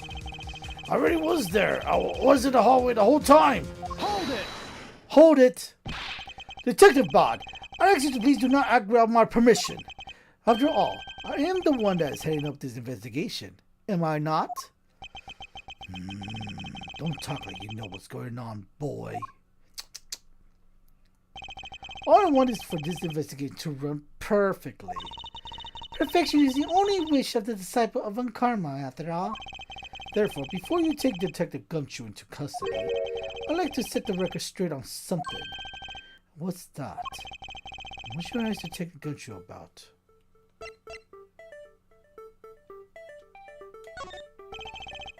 Detective Gumshoe, I'll take it that no one else was in the hallway at the time, correct? Huh? Oh, of course not, pal. You're being awfully defensive. Might you be hiding something from me? What's your mouth, pal? You can go around saying stuff like that about me without any evidence. Suppose you're right. I've no evidence at this point. No, Sedgwick! How can you be losing a battle of wits with this detective? You're a disgrace! Pacha! Maybe I should ask something else.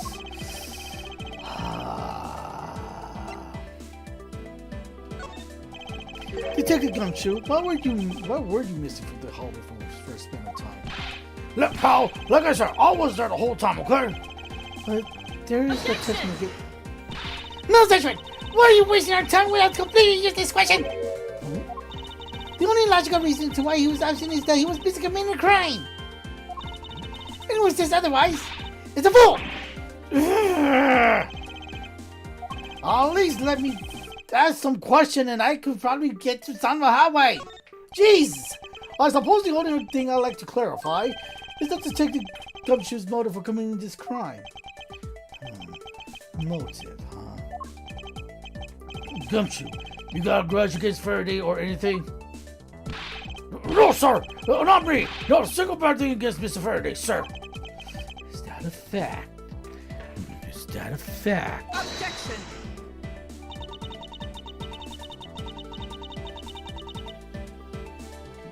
Yeah, it sounds different. It sounds very different from what would usually be it's very different from DS game because her objection should have been objection. Let me see if I can find it right now.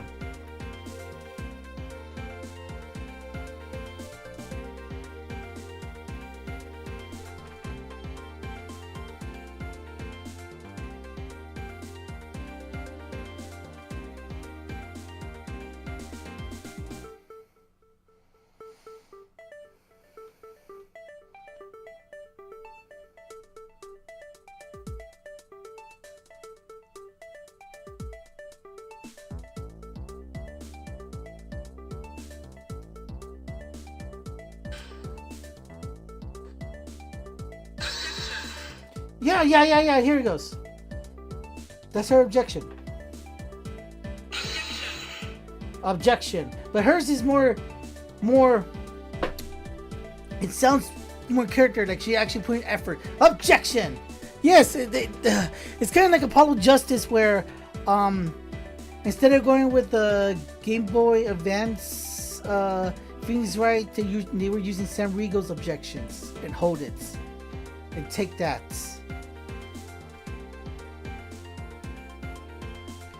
You really, that was why I was going with the monotone voice and a little bit higher for you, but jeez. Well, I might as well still go on because it saves my voice. You really have a problem with lying, don't you, Detective Gumshoe? I'm telling you, I am not lying! The more unnatural you act, the more suspicious you become, you know. If you want a motive, Edgeworth, I have one for you right here. Could you please share with us? However, please forewarn that I won't hesitate to object to Flight of Fancy, because all I'm interested in is the perfect explanation. Oh, yeah, you're serious, aren't you? Fine. You amuse me, so I'll humor you with a little courtroom practice. Alright! Gumshoe Motive Fu! It was about a week ago. I saw the detective getting chewed out by the lively Faraday in front of the precinct. He stood there super pale as Mr. Faraday yelled, "That's a salary cut for you, you nitwit!" A brand new detective still getting his salary cut. That's reason enough for grudge. Well, how's that for a perfect explanation? You started misunderstanding me, pal. No matter how mad I get, I could never hold a grudge. Quiet. We can't trust anything you say. Sir, There's nothing wrong with the motive she proposed, per se. But there are some gaps in her logic that needs to be filled in. Miss Yu's perfect explanation may not be so perfect after all. Let's go! Rebuttal Gumshoe Motive. Bum bum bum bum bum. I exactly don't have anything.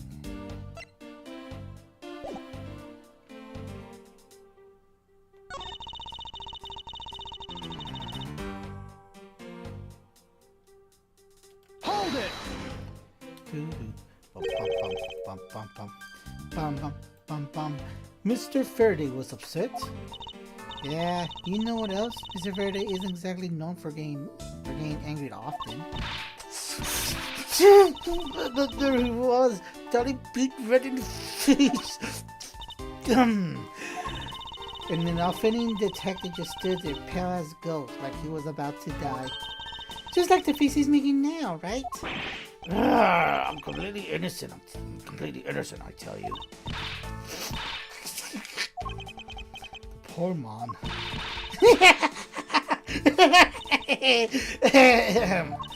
It was quite the scene with the detective. He stood there pale as Mr. Faraday says, "I saw her cut, you nitwit!" Sounds like fun. I mean, I should do it sometimes. In fact, I'll do it right now. Gumshoe, your salary is cut. Damn it! No, I only get paid like $2 an hour. Oh, you're arguing with me now? Another salary cut. You only get a penny. No, Mr. Armstrong, no, why? Hold it! You just stood there watching this unfold in front of you? Yeah, I have to say it was really enjoyable too. But that's why I started to take a Gumshoe earlier. I knew to stay clear of him. No way. I thought it was because I had something stuck on my face.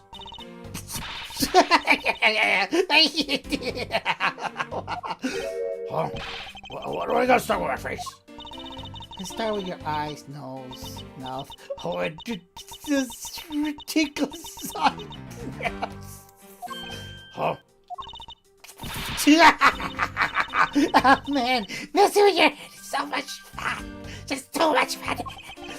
Miss Yu, if you don't mind, I'd like to return to your testimony now. Sure, why not? I gotta remember this left for later on spoilers. A brand new tale of started going to Santa because that's reason enough for a grudge. Enough for a grudge. Hold it! To cut a new detective's salary right off the bat like that. I'm not really familiar with the way you guys relate, but isn't that common practice? Speaking of cutting my salary, did you dare to do that to me earlier too? I suppose I did. It's only natural to cut the worth of the detective's salary down to their actual worth, that you're worth only, maybe, half a penny. Edgeworth, do it! Alright, Francisca. I'm cutting your salary to half a penny. Oh, my day just keeps getting worse and worse, isn't it? My father can even fire anyone near old with a snap of his finger. You think that's maybe reason enough for your detectives to hate you people?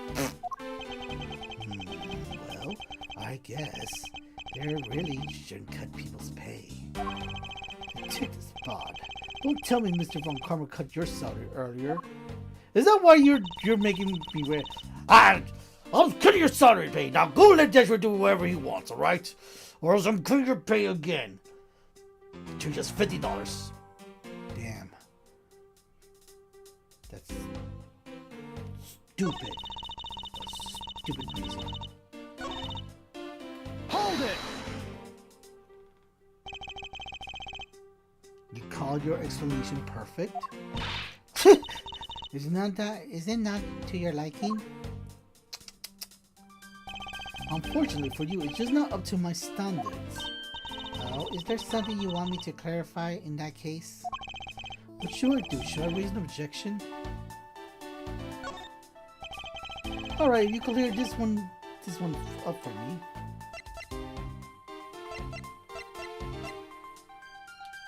What's the motive for killing Mr. Rel? I'm gonna save here because why would I not want to save a game? Saving a game is always saving important. Important to save games, alright? So anyways, what was a motive for killing Mr. Rel? I understand Mr. Detective Gun's potential motive for killing Mr. Faraday. However, what about his motive for killing Mr. Rel? His motive for killing Rel? Like I would know. If there was no clear motive for both of the murders, then I doubt this incident would have occurred. Wouldn't you agree? Is there anyone else who might have grudge against either of the two monks? Or should we look into that ourselves? Oh, in that case, I have absolutely no idea. What? That's impossible. She must know something. Wait. Can you please not glare at me like that? It makes me laugh. I didn't even do anything and you're already laughing anyways. Well, anyways, the way I see it, as long as he had a motive to kill one of the two, this crime wouldn't play it out the way it did anyway. Oh? Would you care to explain your logic? And this time, please try to provide a truly perfect explanation. Perfect is perfect that. Does that make sense? Or is that because it's a job of doing of a kind? Monster, I demand you shut this woman's up! I wish you both be quiet for this 1 second. Gosh, you guys are annoying me. Oh well, I guess I'll just have to explain to you kids. Oh, and an argument against an argument. There's no one out there with a motive to kill both Mr. Faraday and Mr. Rouse. All you really have to establish is that someone had a grudge against one of the two men. Mr. Rowe, who happened to be there, became a witness to Mr. Faraday's murder. However, he was killed out of necessity, instead of to look like they had killed each other. I wonder if that really is true. Is there no one out there with a grudge against both men? I should take another hard look at the evidence this morning case. The second KG-8 incident, as people are calling it, involved an embassy staff member, and the two men who both one another suspect in this case. Is there someone else I'm overlooking who is somehow related to them?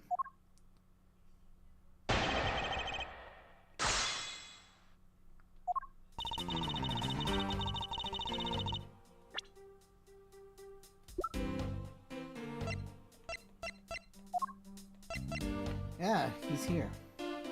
Manny Koshin. She's 13. She became a prosecutor at 15, so she got 2 more years.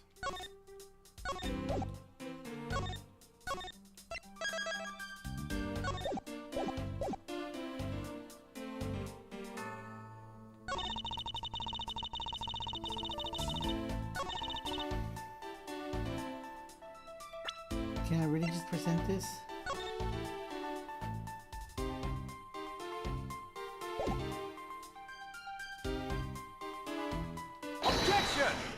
Ta-ta-ta! Pa-ta-ta-ta-ta-ta-ta!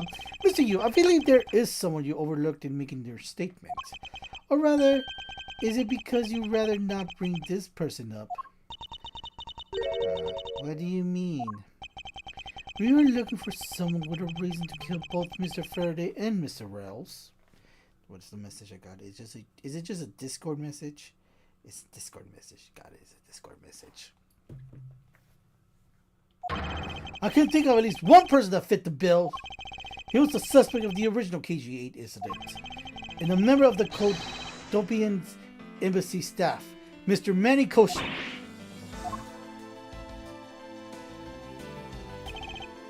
That's right, the very man who came to visit you earlier out in the hallway. The man who killed a member of the Kodopian embassy staff, Mr. Rell. And the man who was lead prosecutor of the KG-8 incident, Mr. Faraday. Are you telling me that Mr. Koshin has no reason at all to kill both of these men? Well, I suppose he might have a reason or two. You cover for me, pal. I love you. Maybe you're not such a bad guy after you. Don't get ahead of yourself. You're still a suspect, make no mistake about it. The perfect evidence, the perfect testimony. These are the only things I wish to hold. But I didn't do it! You stay under my authority and go investigate Mr. Manny Koshman for me. Remember, I would not be very forgiving should any of these leak it. You want to investigate Koshin? You just be wasting your time. What is that? Koshin was up in the viewing gallery watching the trial, or so I was told. Every cop in this place has been keeping an eye on the guy since he arrived. Then the only real suspect we have is still Detective Gumshoe. Suppose so. Oh, wait. Come on, Detective Barry. You gotta believe me, sir. I really was in the hallway the whole time, sir. I never took a single step outside this room, sir. Okay, then. Are you saying there was someone else who passed through the hallways? No, there was no one else, sir. Then why should I believe you didn't do it? There's one incredibly foolish detective standing right in front of the crime scene all by himself. It's as good as a conviction of guilt. I have to admit it's a bit strange. Most criminals will fabricate some sort of lie to escape their crimes. And if that detective really wanted to prove that he is innocent, you would think he would at least offer up eye spaced out while on duty or something or the likes. Come on, Gumshoe, time for your interrogation. Detective Bad. Why am I still huffing and puffing like this? Multition, I'll go ahead and report this to Papa. Another day, and that, as they say, is that. Right, everyone? Well, I suppose we should be both getting back to our real jobs now, huh? Before we do, Miss Yu, there's something I'd like to speak with you about. What is it?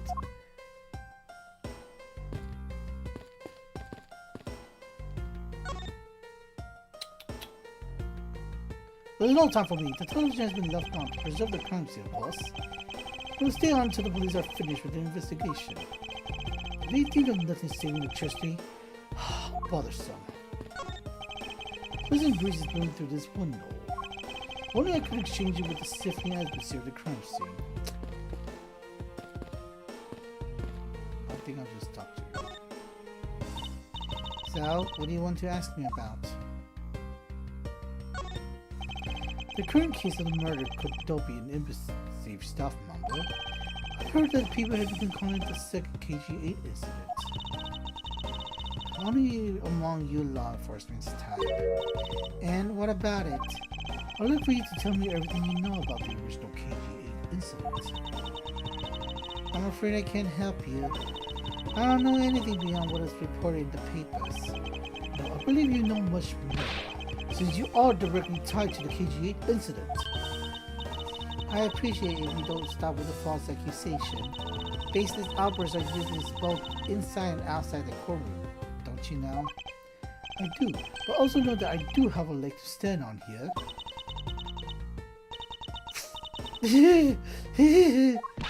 Hey, you can stop making that ultra serious face in front of me. If you could please stop laughing for just 1 second. I'm not going to make any headway like this. She's going to have to show her exactly how related to KG-8 incident she is. Okay, well, here we go. Miss Yu, I believe I have proof of your connection to the KG-8 incident. As far as your proof, very well then. Why don't you tell me exactly how I'm related to the KG-8 incident? You're the victim. Your connection to the KG8 incident is through the victim. The victim name is CCU. You would know that she has the same last name as you. You? Can you still tell me with a straight face that you are not related to this case?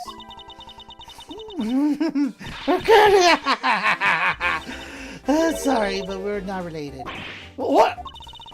Just kidding. You asked that question with such a serious look in your face. I can't help it.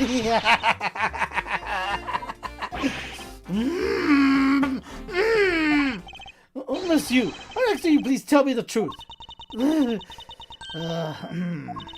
Alright, I'll tell you everything I know. As you guessed, the only one who reported the smuggling activity of the Armando group was my sister, CCU. So I thought. And she was killed right before she was to testify at the impending trial by many coachmen. But because she was tried once and was acquitted, he gets to live out the rest of his crushy life completely carefree. All because of lack of evidence. No, I heard that the evidence to convict him did exist. What? I heard it from Mr. Faraday himself after Mr. Coachman's trial was over. Apparently, a man in black made off with the most important piece of evidence. Did the evidence have to be tampered with? Isn't it just like a criminal to do something like that? The smuggling ring before being run out of the Armando group by one of his secretaries. They bailed Mr. Cochin out. Turned out they were in league with each other all along. How big was that smuggling ring? Was it a large operation? I don't really know. Which is why I wanted to become the lead defense on this case of the people calling the second KG8 incident. But I haven't learned anything new at all. I was probably expecting too much. I know. You mean you think this case has nothing to do with the smuggling ring? I don't know what to think. Why did Mr. Coachman want to meet you earlier? Actually, he came to watch the trial. Apparently, he only found out that I was the defense lawyer on this case after he arrived. He figured he just said hi. And one other thing. Looks like you couldn't resolve anything this time either. Too bad. What was that supposed to mean? Oh boy! Stop it with a scary face already! I'm fine, really. I'll give you a good slap across the face. You really deserve it. You go whack! You deserve to get bitch slapped and then whack! You get pimp slapped too! The way she talks about slapping him as she laughs away is kind of creepy. Let me get a break right now. A break of water. 2 hours?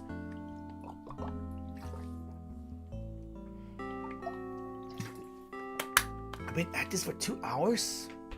In 9 minutes? But it's just as Mr. Bat said, he's not related to the double murder. I asked around and people in the gallery claim he was in his seat the entire time. Talk about cruel fate. Well, this is all I know. Sorry. Guess I wasn't much help, huh? That's not true. I'm sorry I made you recall such a painful time in your life. Edgeworth, you really are too serious for your good. You really need to learn to relax. We wouldn't want you to die of stress, would we? Thank you for your advice, but there's no need to worry. I'll work in my own way, and I will catch this criminal in my own way as well. You'll see. Look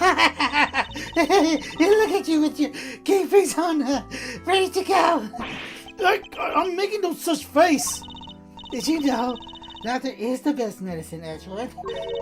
Don't you get tired of making such a serious face all the time? I'm charged with making sure that all criminals of this world are found guilty. I have no need for laughter. There you go, making that face again. Oh well, I got to get going. I still have a few loose ends I need to tie up.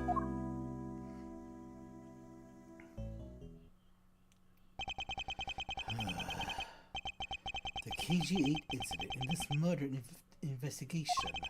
It's my belief that these two cases are related to each other somehow. Plus that Detective Gumshoe is obviously he's lying, even though the lie is hurting his chances. Clearly, this case is far from over. But whether or not that detective is the murderer can only be determined once I complete my perfect investigation. Mr. Von Karma, I swear to hold your honor name, or my name isn't Miles Edgeworth.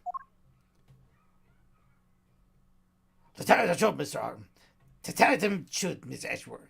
Miles Edgeworth, you suck. You will never live up to my legacy. As I'm pretty sure that will. I hope you rot in hell. He says in the background, with his face transparent, as Edgeworth looked up. I respect you so much, Mr. Von Karma. I will become you one day. Go to hell.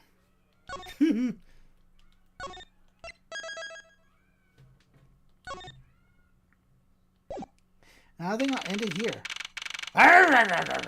Okay, well, I'll end it here. Let's see what's the...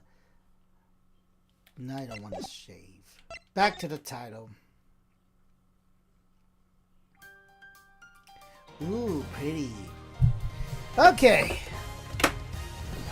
Alright. I'm gonna break.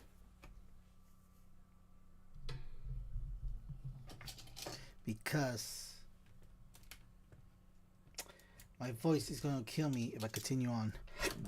So now I'm just gonna play a couple of splats for now.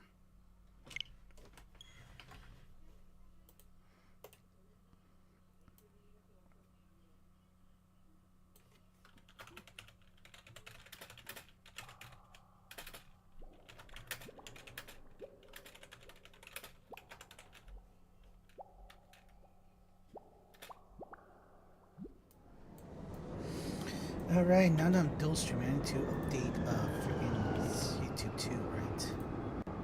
That's how I'm supposed to go. Why did I go back to Ace Attorney? I need to go back to Splatoon 3.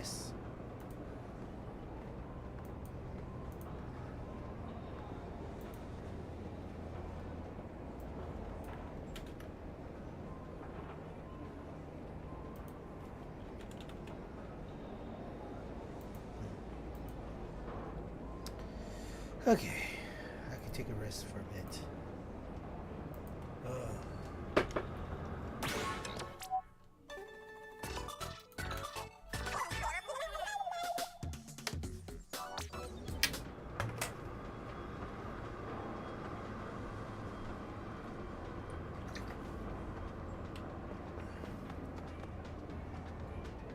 Roxas 13.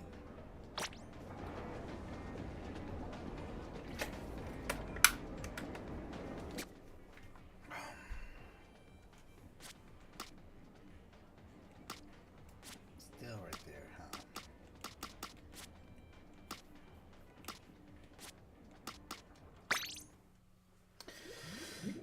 Phew.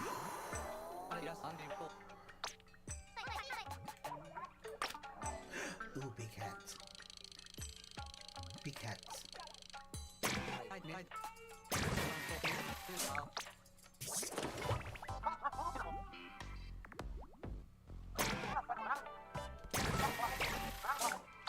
I'm going still side one until probably good till the 15th, and then I can become Link.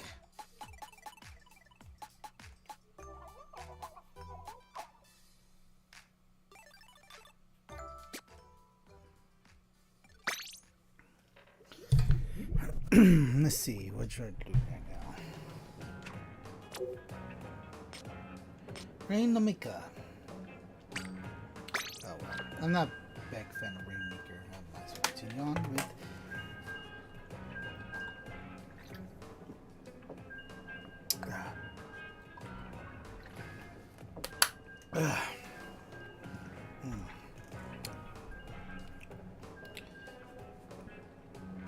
I could actually play a freaking Marvels, but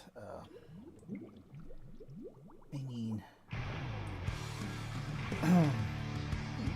Well, I cannot say my feelings rest, but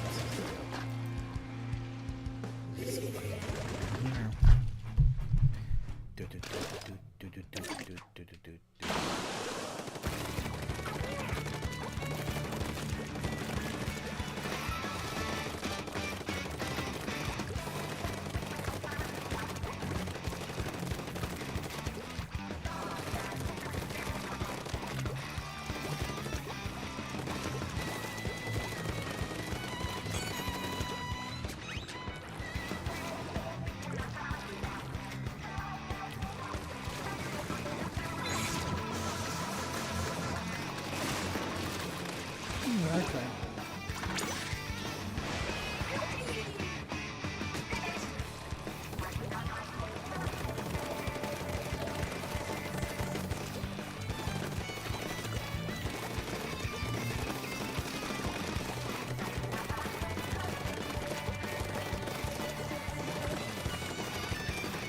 It sounds like Sonic. Yeah.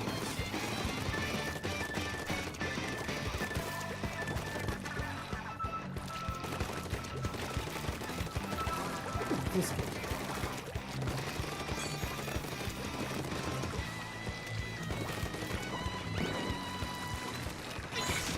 Oh. Piss off, piss off, piss off. Everybody can piss off.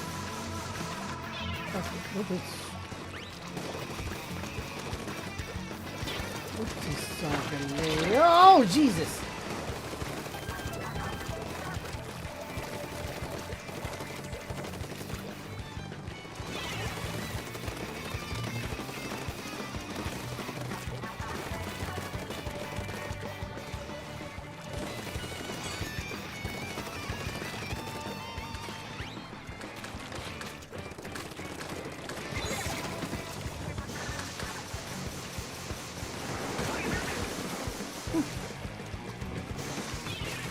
Ah, well.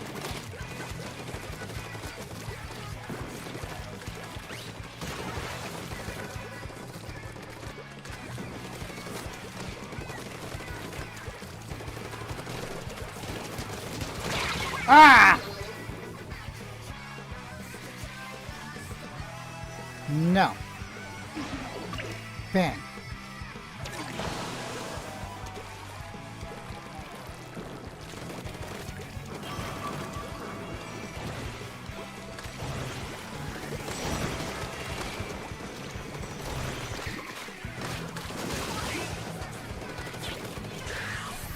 I'll go ahead and take over here. Thank you.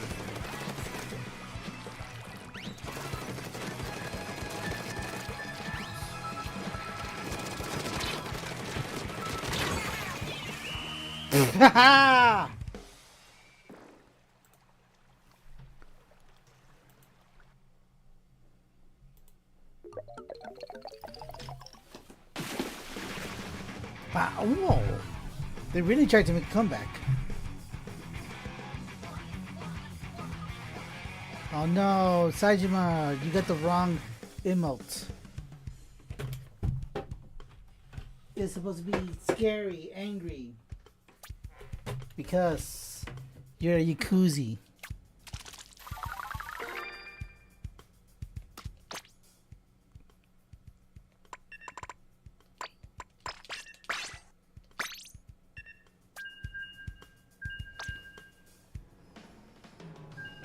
As a kid, No. Lesion up there. Okay. Well.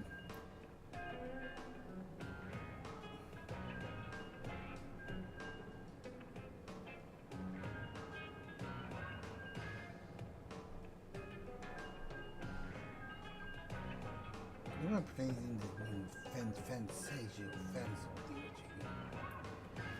I'm interested in it, but I'm not trying to get it just yet. I'm waiting. Besides, I need to make more money. I don't have money, that much money yet. So that's gonna have to wait. Wait and see, guys. Wait and see.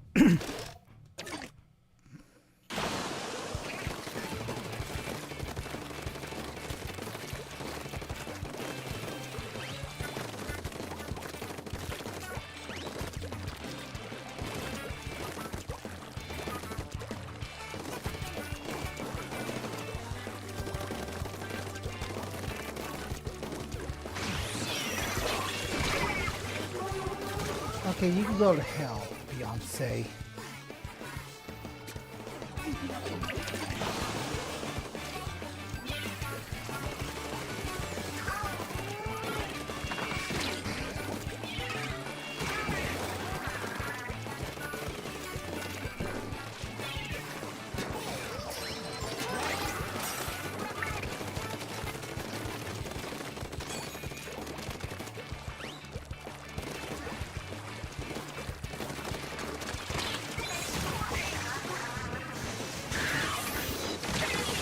Freaking hell, man. At least I can instant respond right now.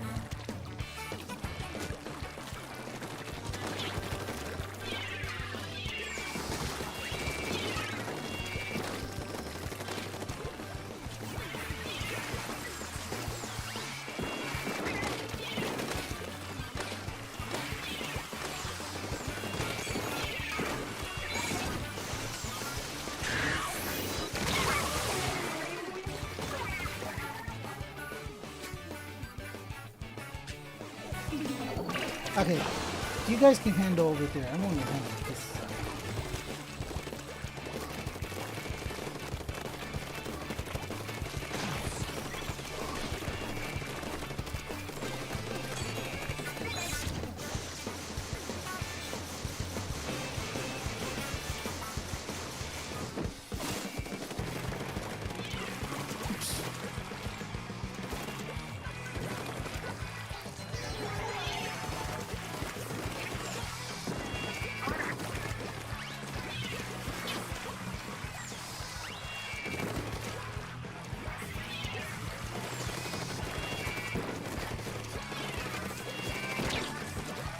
Ah, so you appeared.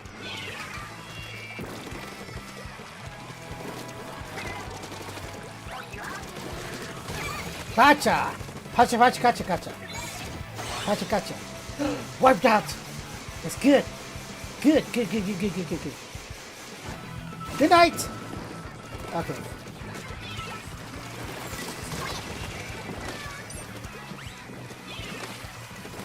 Let me help you guys. This is not good. You're not supposed to keep... Ah, fudge! I lost my chance to kill the guy! Oh well.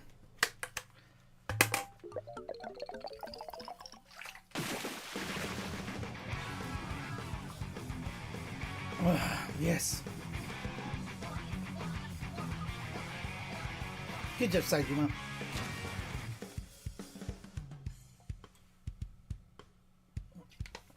I finished all my water.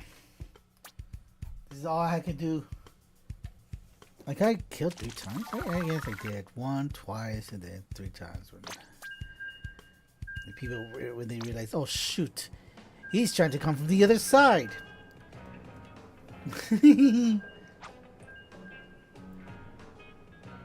Screw you, Beyonce. Screw you.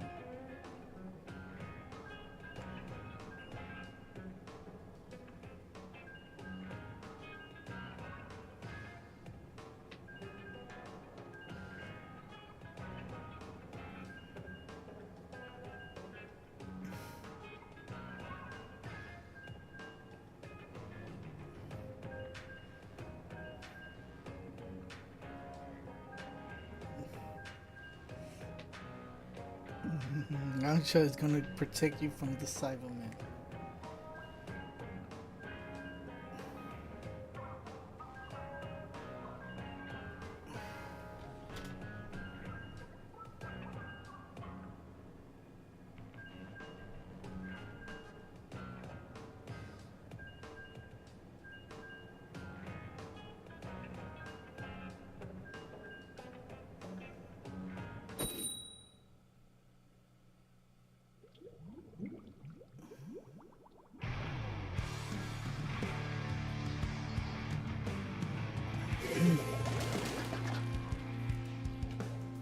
Alright.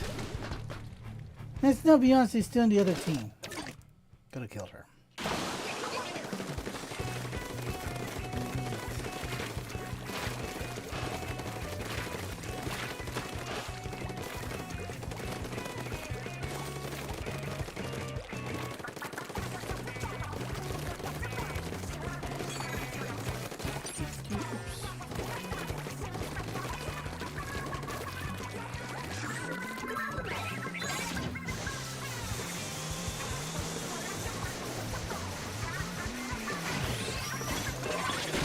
Oh, what the heck? That was a surprise.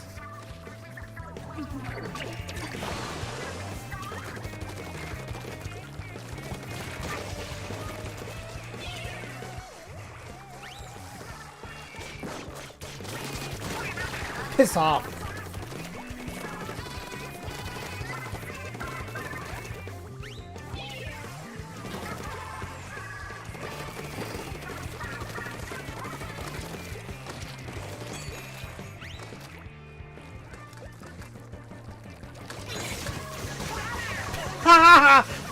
Hey!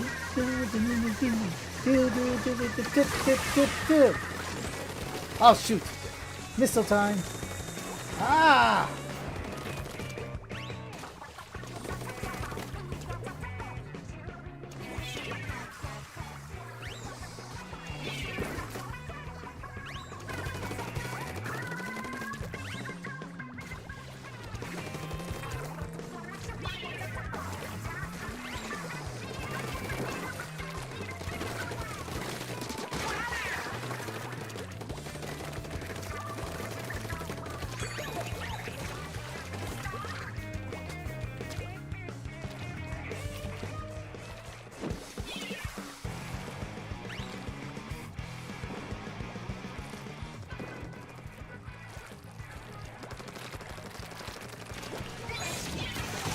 Yeah!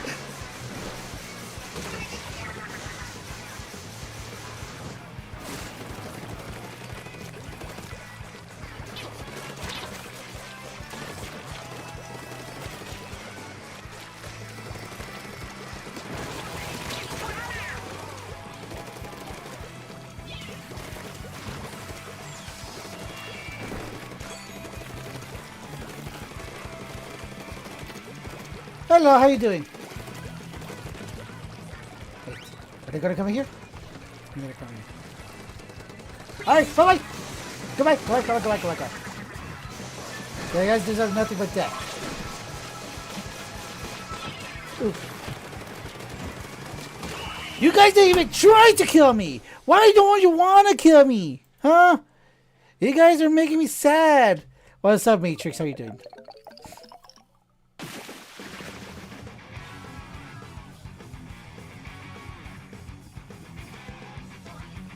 I'm doing fine. I'm finished playing Edgeworth. My throat kind of hurts, so I'm just resting with a little bit of Splatoon for a bit.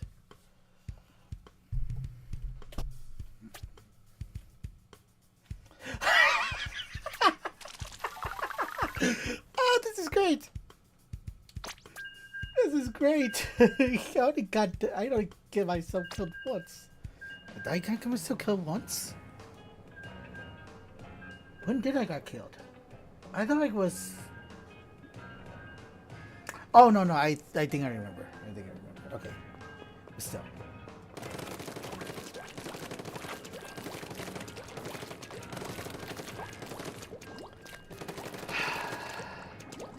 The only game that I could just play and then just be a freaking big troll.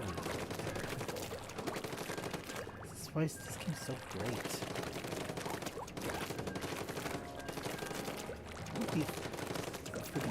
Jerk.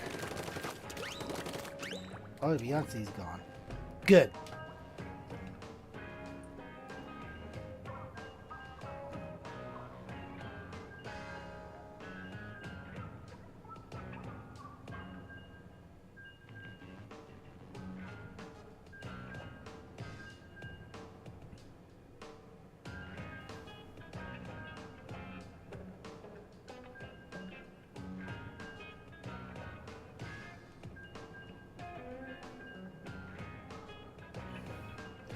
Bring that to Jesus.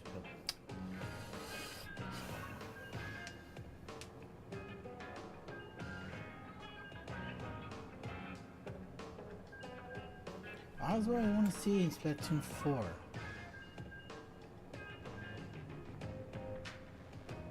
Switch 2 comes out, Splatoon 4. I don't think Splatoon 4 is going to be a, Okay. I have a loss of. I just lost my thoughts. Okay, I know what I was gonna say. I do not think Splatoon 4 is gonna be a launch title for the second Switch. Because I feel like we can actually milk Splatoon 3 just for a little bit while. I mean, there was like a 5-year gap between 3 and 2 and 3. We could definitely have another bit of time between those two.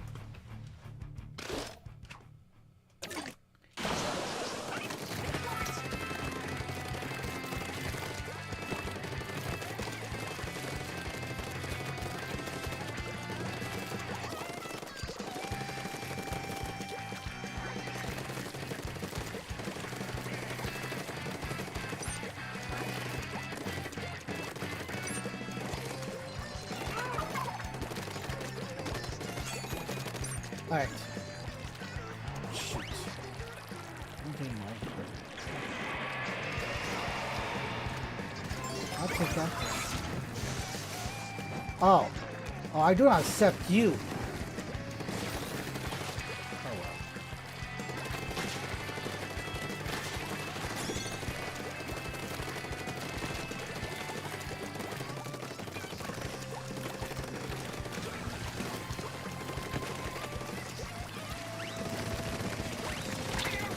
Ah, freak me. No, Megan.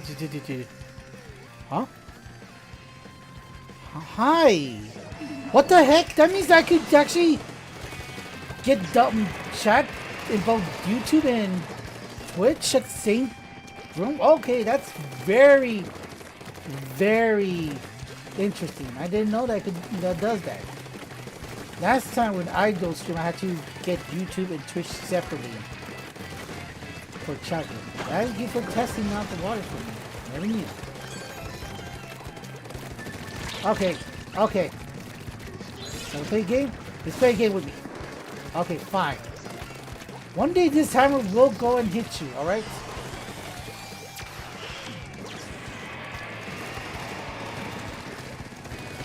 Hey, meep.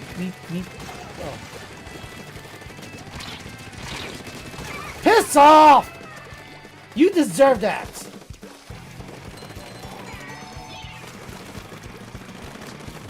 You too. Ah! Ah! Okay.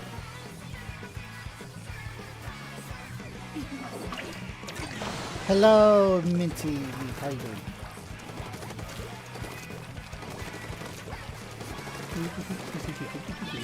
Here.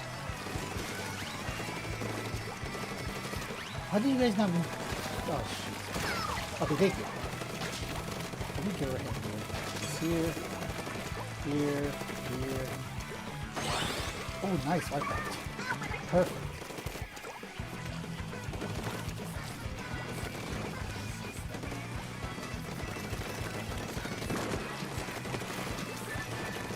I'm sorry, where are you guys going? Where are you guys going? Where are you going? Where are you going? Where are you going? Piss. Oh, why am I saying piss off? I'm actually just supposed to be happy. Yes, I did it! Yes! Oh, gosh, I gotta be careful what I'm saying here now. I'm not supposed to be angry. I'm supposed to be happy.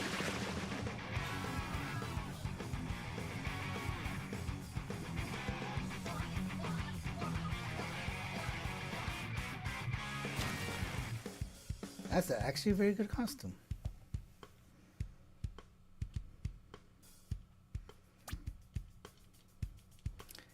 Until I get finished with playing as Saijima. Actually, since I am playing as Saijima, I might as well get his...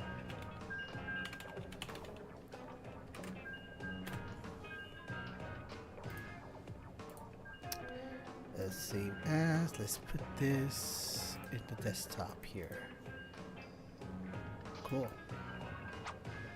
And then let's go ahead and put you right here. Ah! Why do you go everywhere in front here? Let's put you behind the web camera. Alright. here.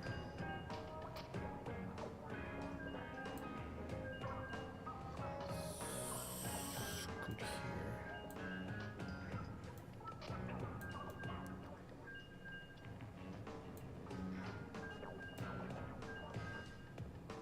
Yeah, Saijima. What is with the meeps? What is meep?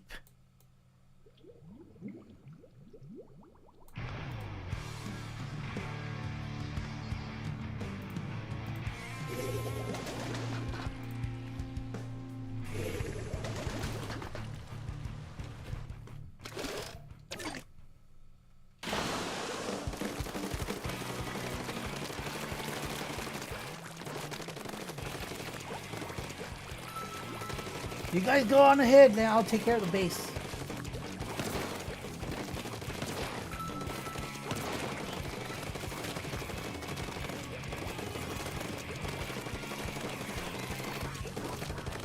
Maybe that's kind of my role. I just take care of the base, make sure everything's covered. Oh Jesus!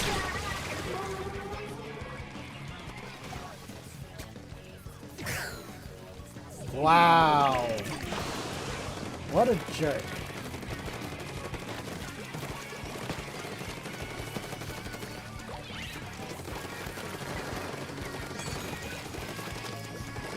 All right.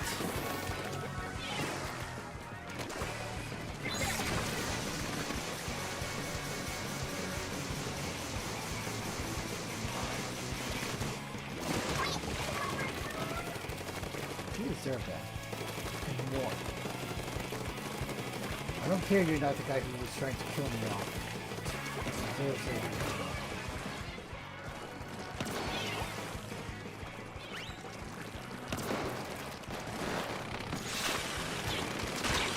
Bye.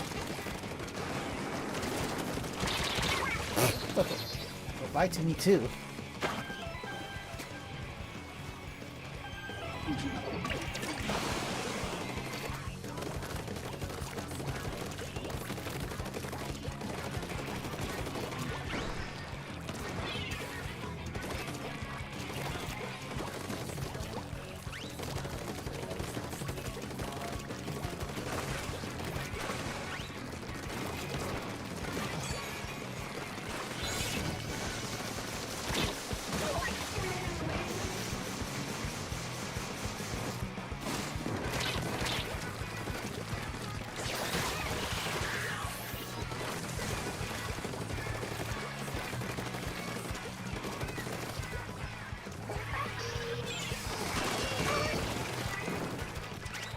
Ah.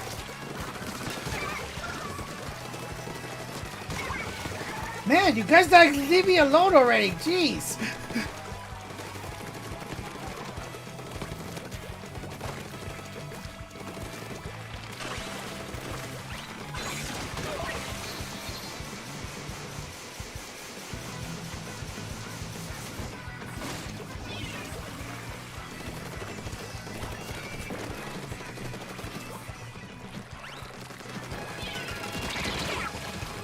Okay then. I tried my best. I tried my best. You want a private match? Do we even have enough people for a private match? I never do did private. Oh my gosh, I actually won. I mean, I can try set up a private match.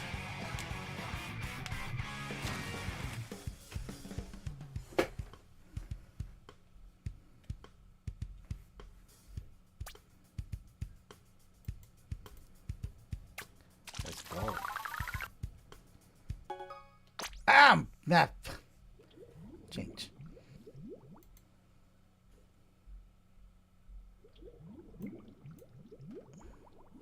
Let's go ahead and I guess I could try. What's the menu right now? Oh no, tower control. I like playing tower control. Wait. Not even. No, I'm not even. Okay, whatever. Let me see. Private match.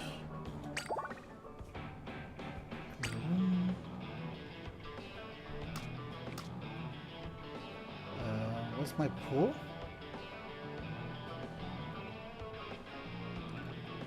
Oh, oh.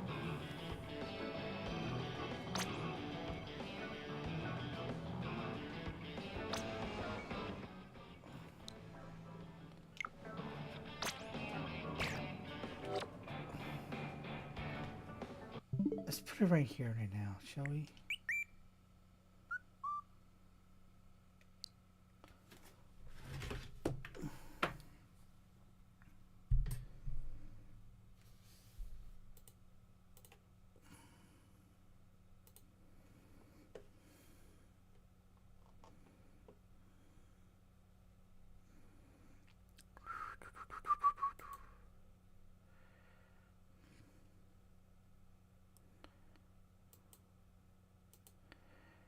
Right.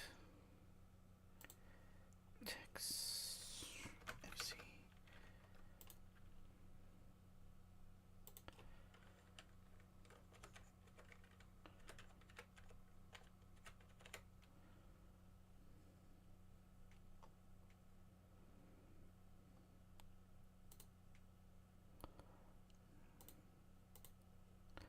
Line should be black here.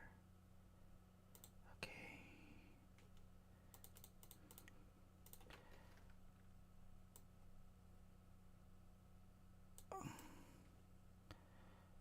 I'll put it right here.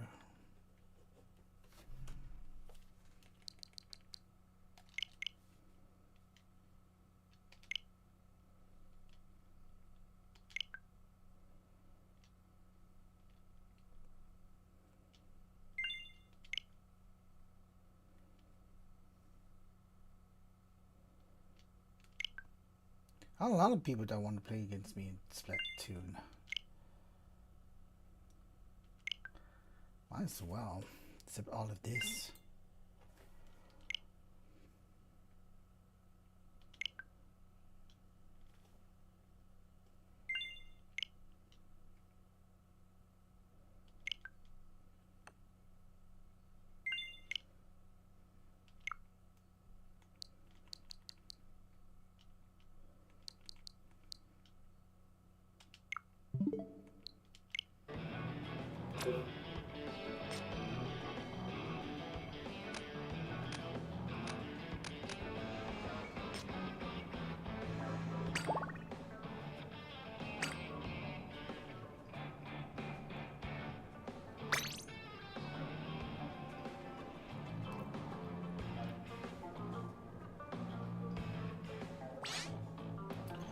Alright.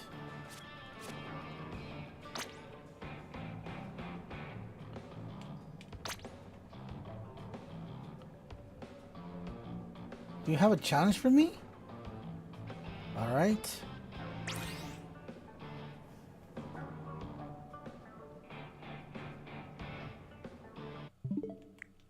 I don't have any other friend list.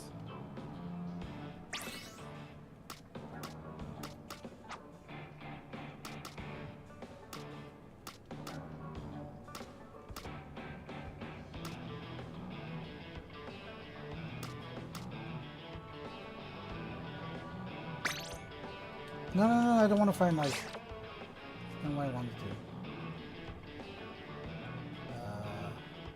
I kind of screwed up today.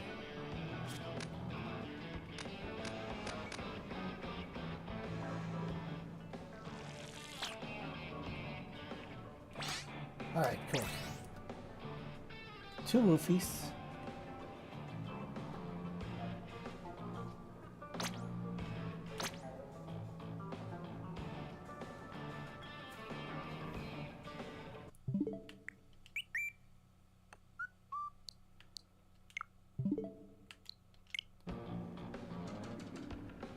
Alright. I think that's all, right? All set. So what's the challenge?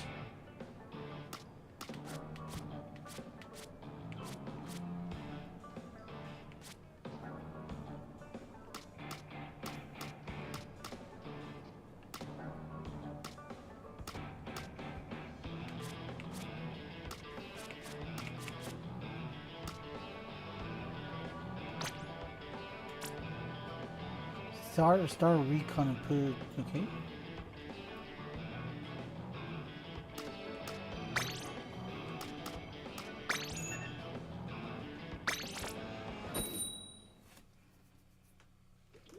So it's supposed to be 2v1?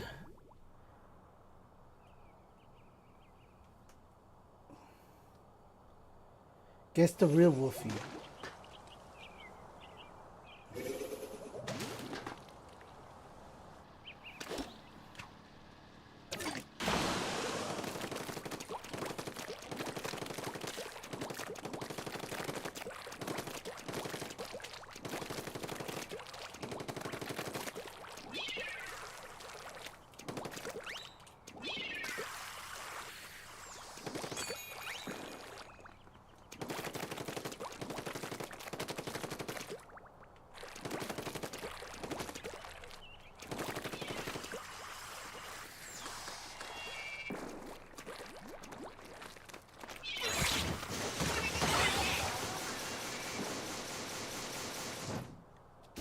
Well, I didn't think I killed both of any of the... Okay, well, I killed both.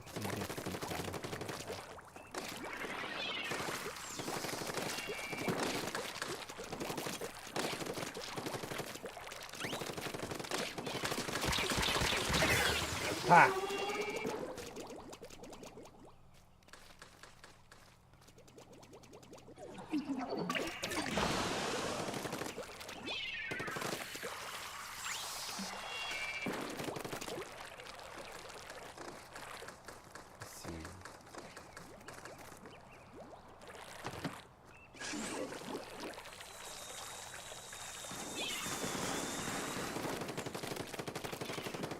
Yes, which is a real one.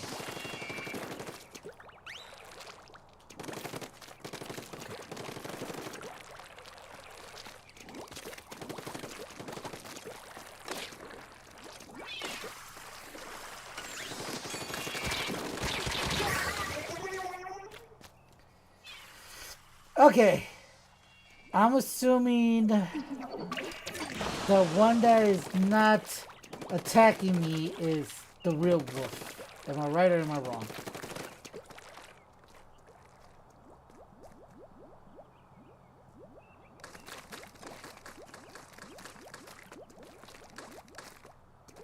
Let's say you're the real wolf. Did I get it right?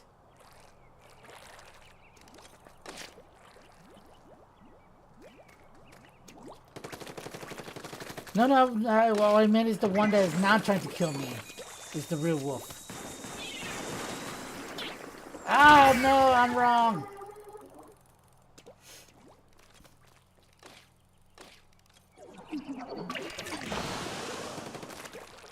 Darn it. I'm such a failure in life. How could I get the wrong Wolfie there? Well, there's only one thing I have to do. So long, crew world!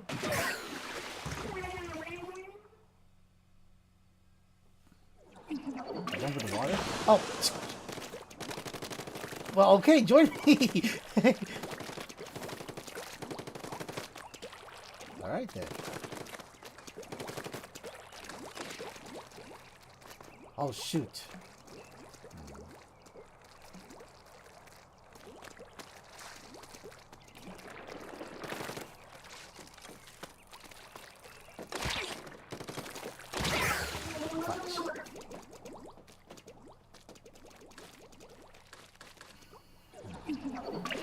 The one that was teabagging when I died. That's the real Wolfie.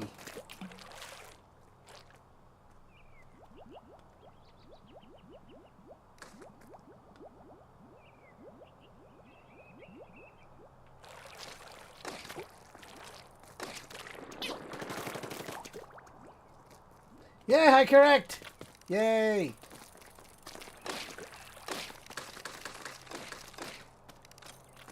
Oops.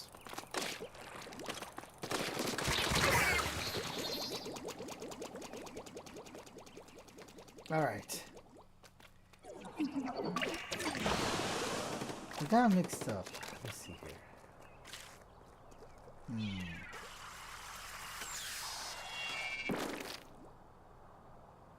Let's see. Left, right, middle.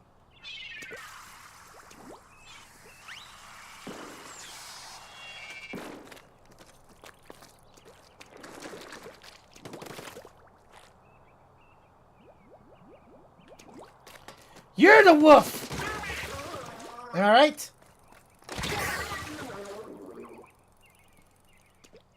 Let's play PvP? Okay, sure.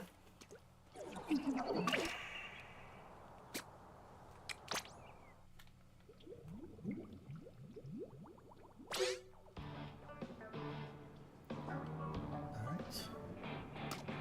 Ah, shoot.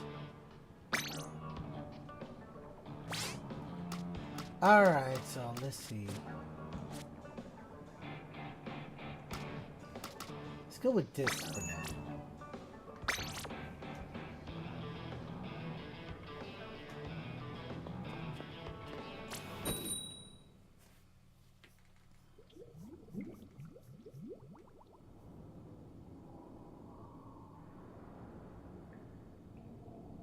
I did turn on recon, right?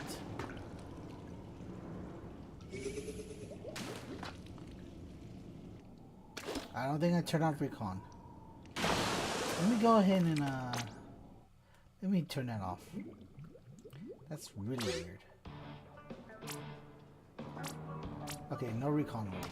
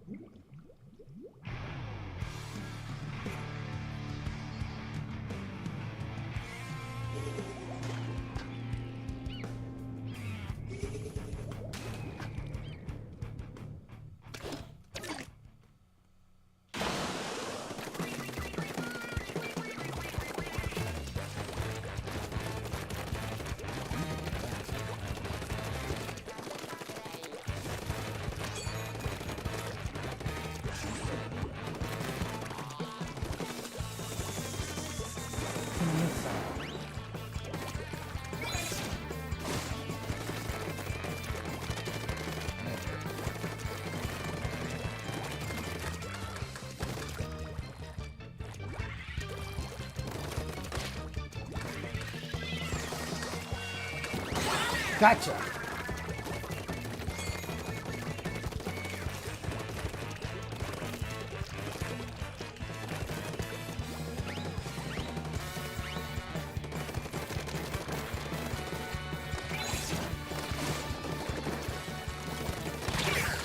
Okay. 1v1. Fine.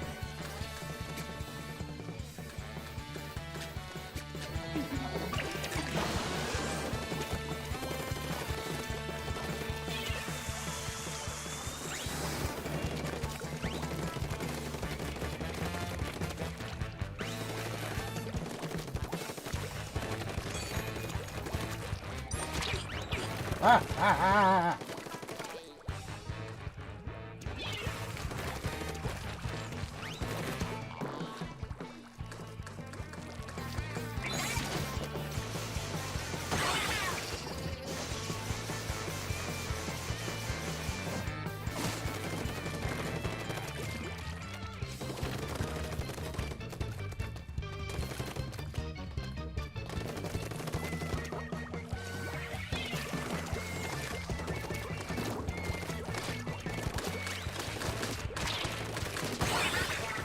Gotcha.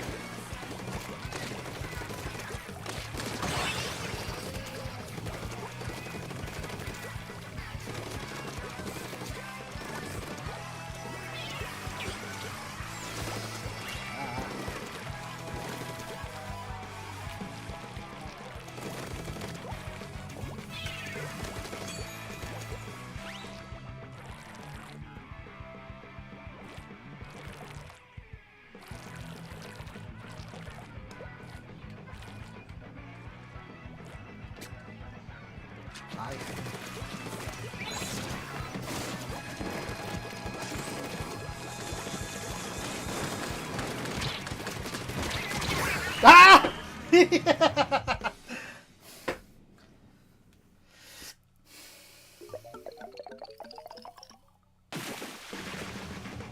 36%?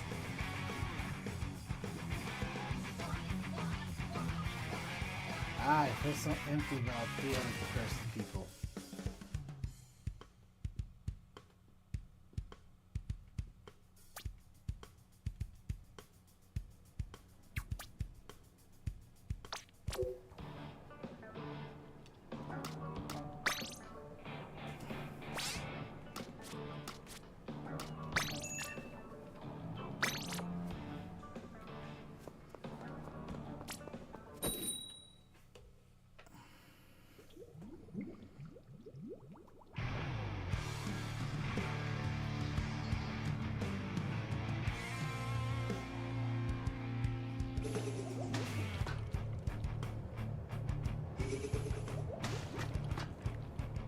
Oh, buckets.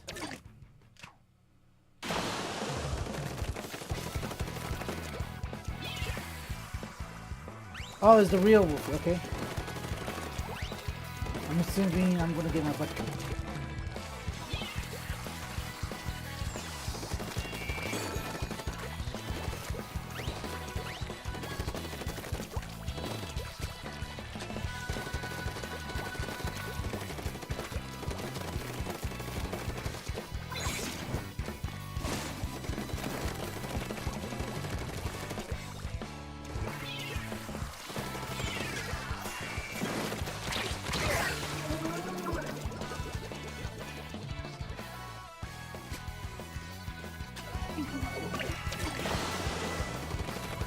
Not that bad.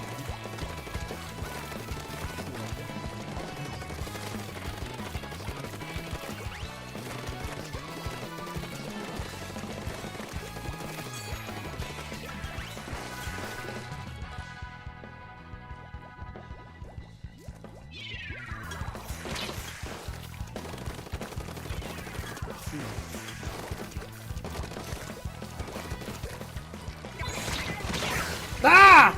Okay.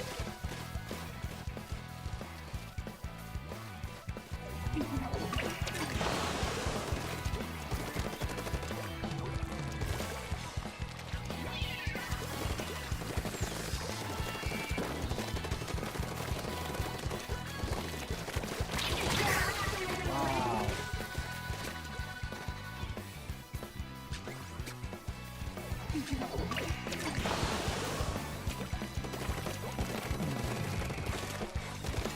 Come up with different ones. Oh. Oh. That.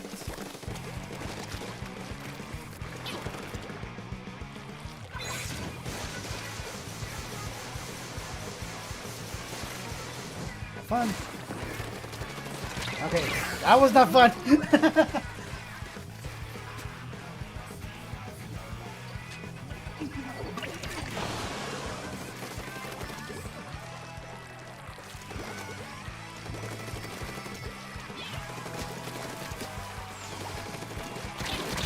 Ah!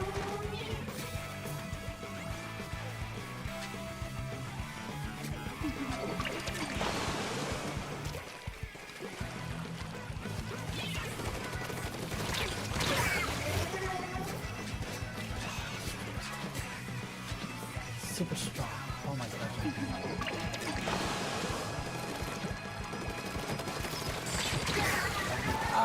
Oh my god, you didn't even be able to freaking send out a freaking bomb.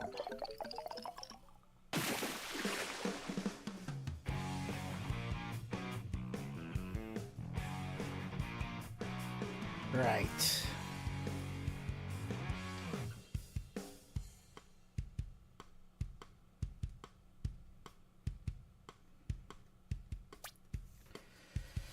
Seven killed. Okay.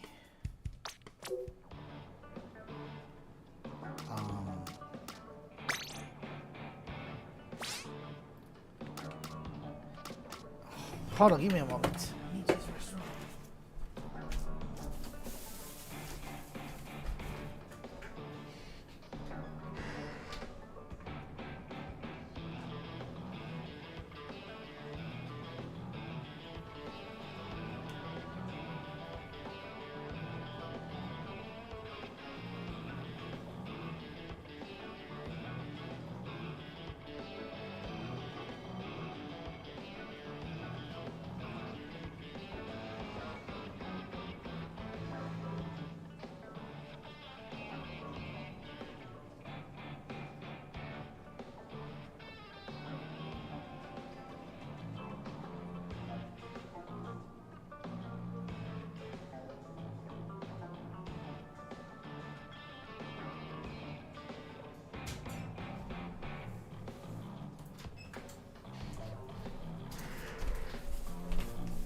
Right. Am I not allowed to change clothes? Because that would be great if I could change to my regular outfit. But anyways, you don't mind if I fight against real Wolfie one more time, right?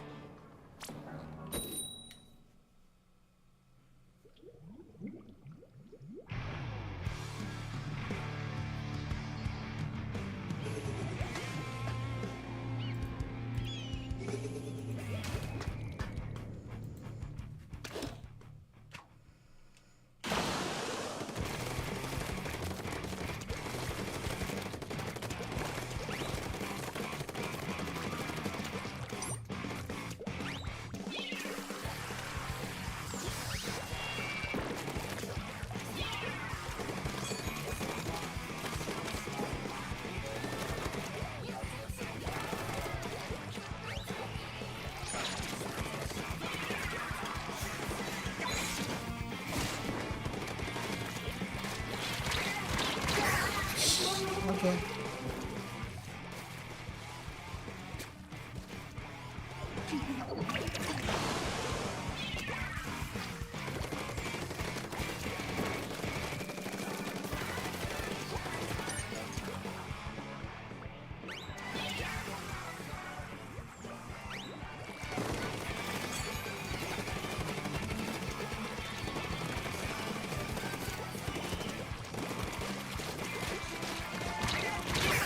Fudge!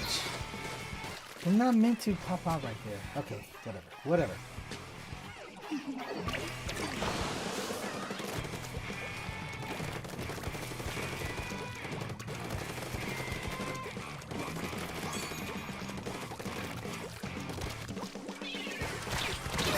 What?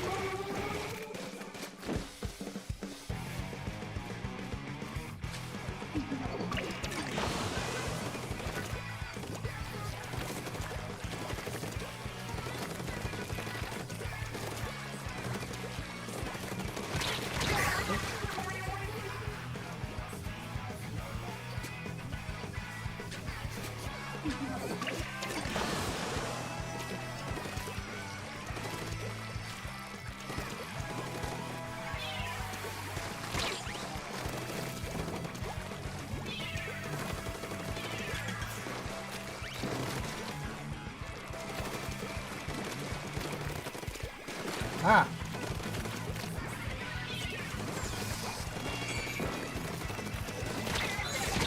Damn it!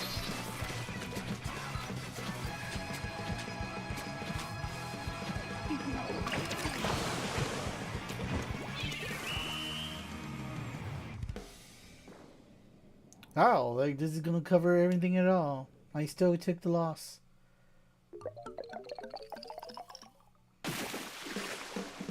Look at this.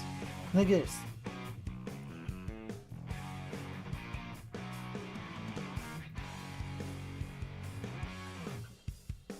Alright. Let's go ahead and switch it up. Well, of course I'm the puppeteer targeted. I'm the only one being targeted. Alright.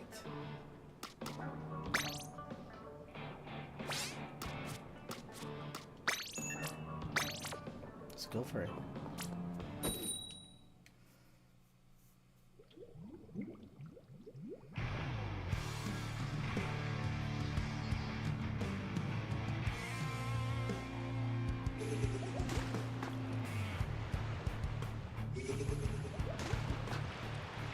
Oh, this weapon. Great.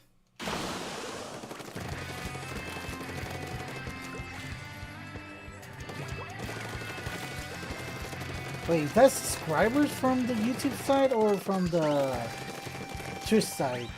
It sounds more like a Twitch side, but it showed Toon Link, which tells me it has to be freaking YouTube. In that case, thank you.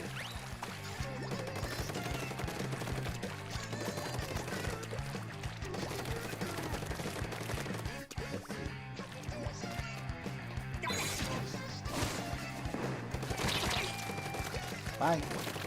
Don't give me this right now. Ow, jeez! Spider-Man! Spider-Squid!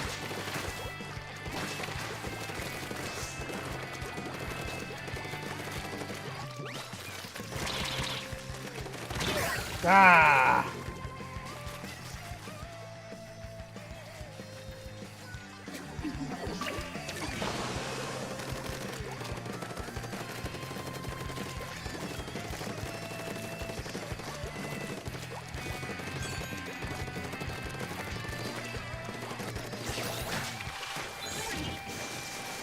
Get out of here.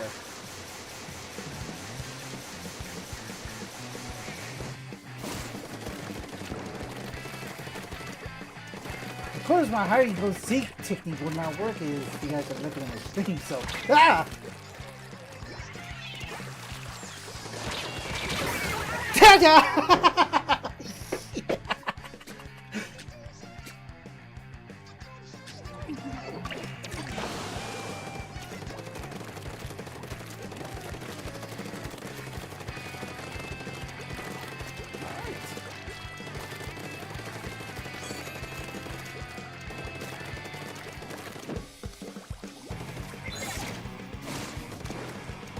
Jesus. Come on, Jesus.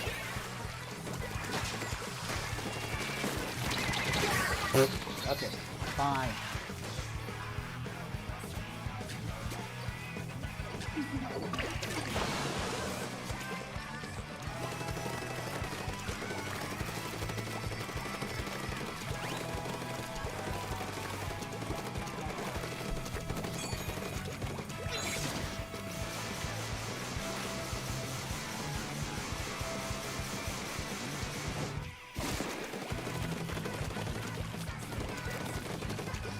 You have two can play that game.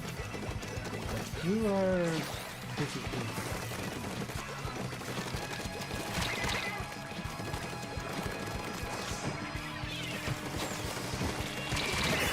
Nah. Fudgesicles. Holy snaps. 2%.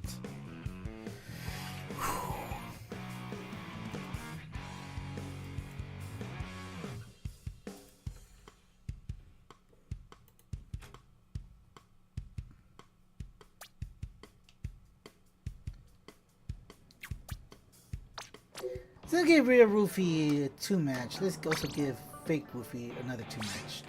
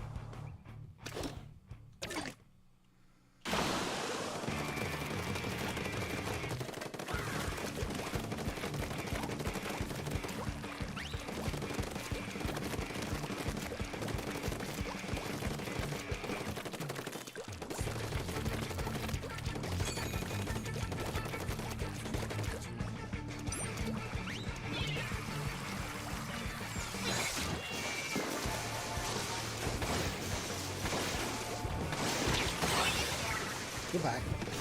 Oh shoot, I didn't get a chance to show my.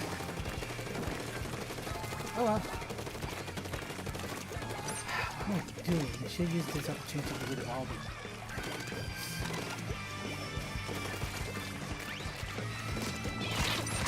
Ah!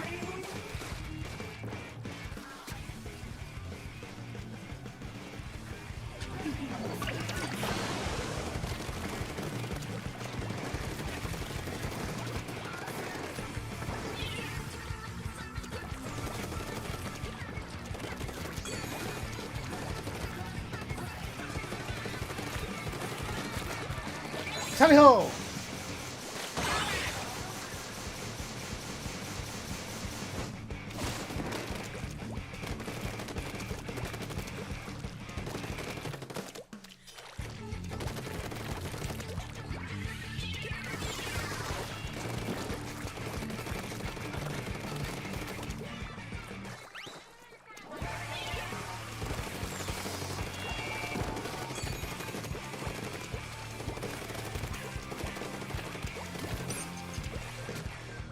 Let's...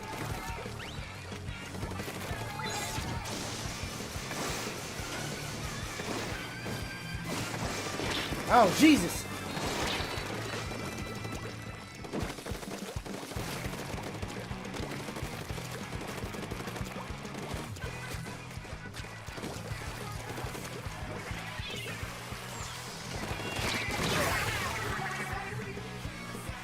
Oh, right.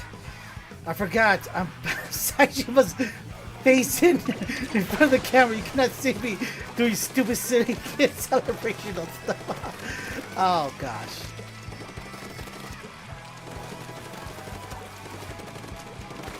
Uh-oh. Oh, come on, really?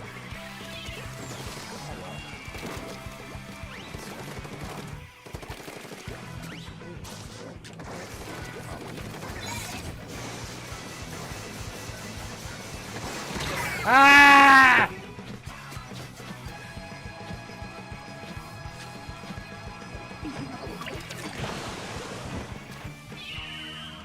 Oh, jeez. Wrong bomb.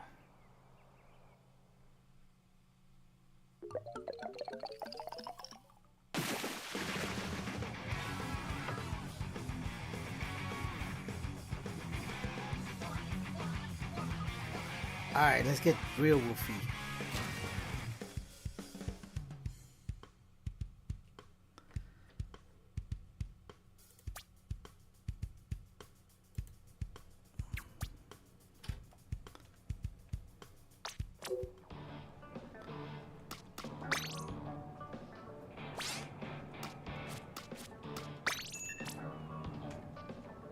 Equip? Oh, I could change my stuff. Oh, okay. That's great. I didn't know I could change my weapons, my stuff here. Let's continue using this for now.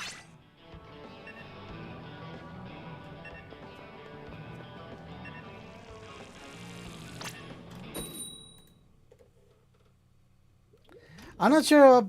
Oh, shoot. Okay, we'll do one match and then we'll call it a day. Not sure if I'll be back tomorrow if I'm working, but I'll try to. But thanks for the matches. It's pretty fun. Oops. Why am I doing that?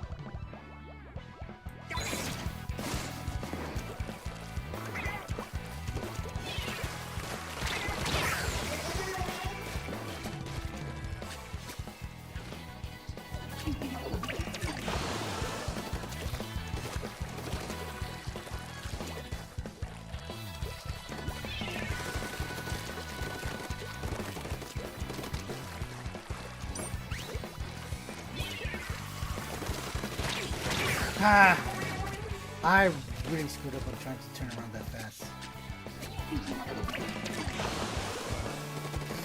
Okay, okay.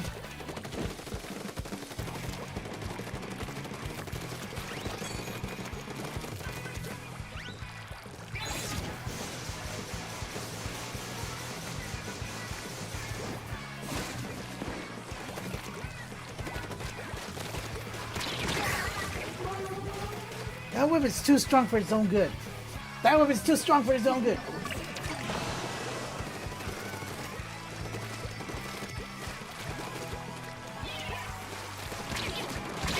Ah.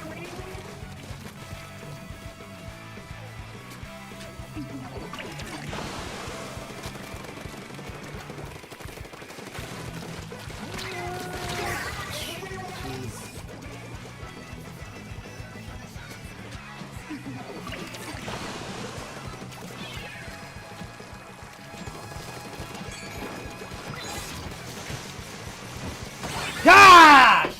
Okay! Jeez. I'll take the loss. Just fine just taking one kill. Alright, good matches. I need to sleep too, anyways.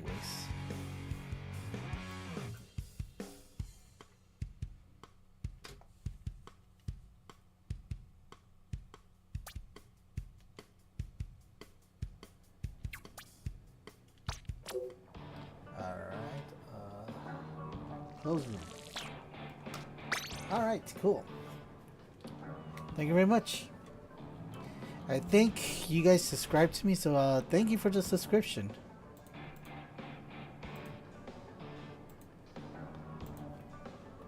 Bye.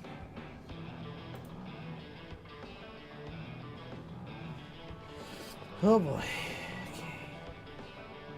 So we don't need to do this anymore here. Alright, I should stop stream too, so till then I shall see you guys later. Goodbye. Maybe I'll get back to more Edgeworth next time, but we'll see.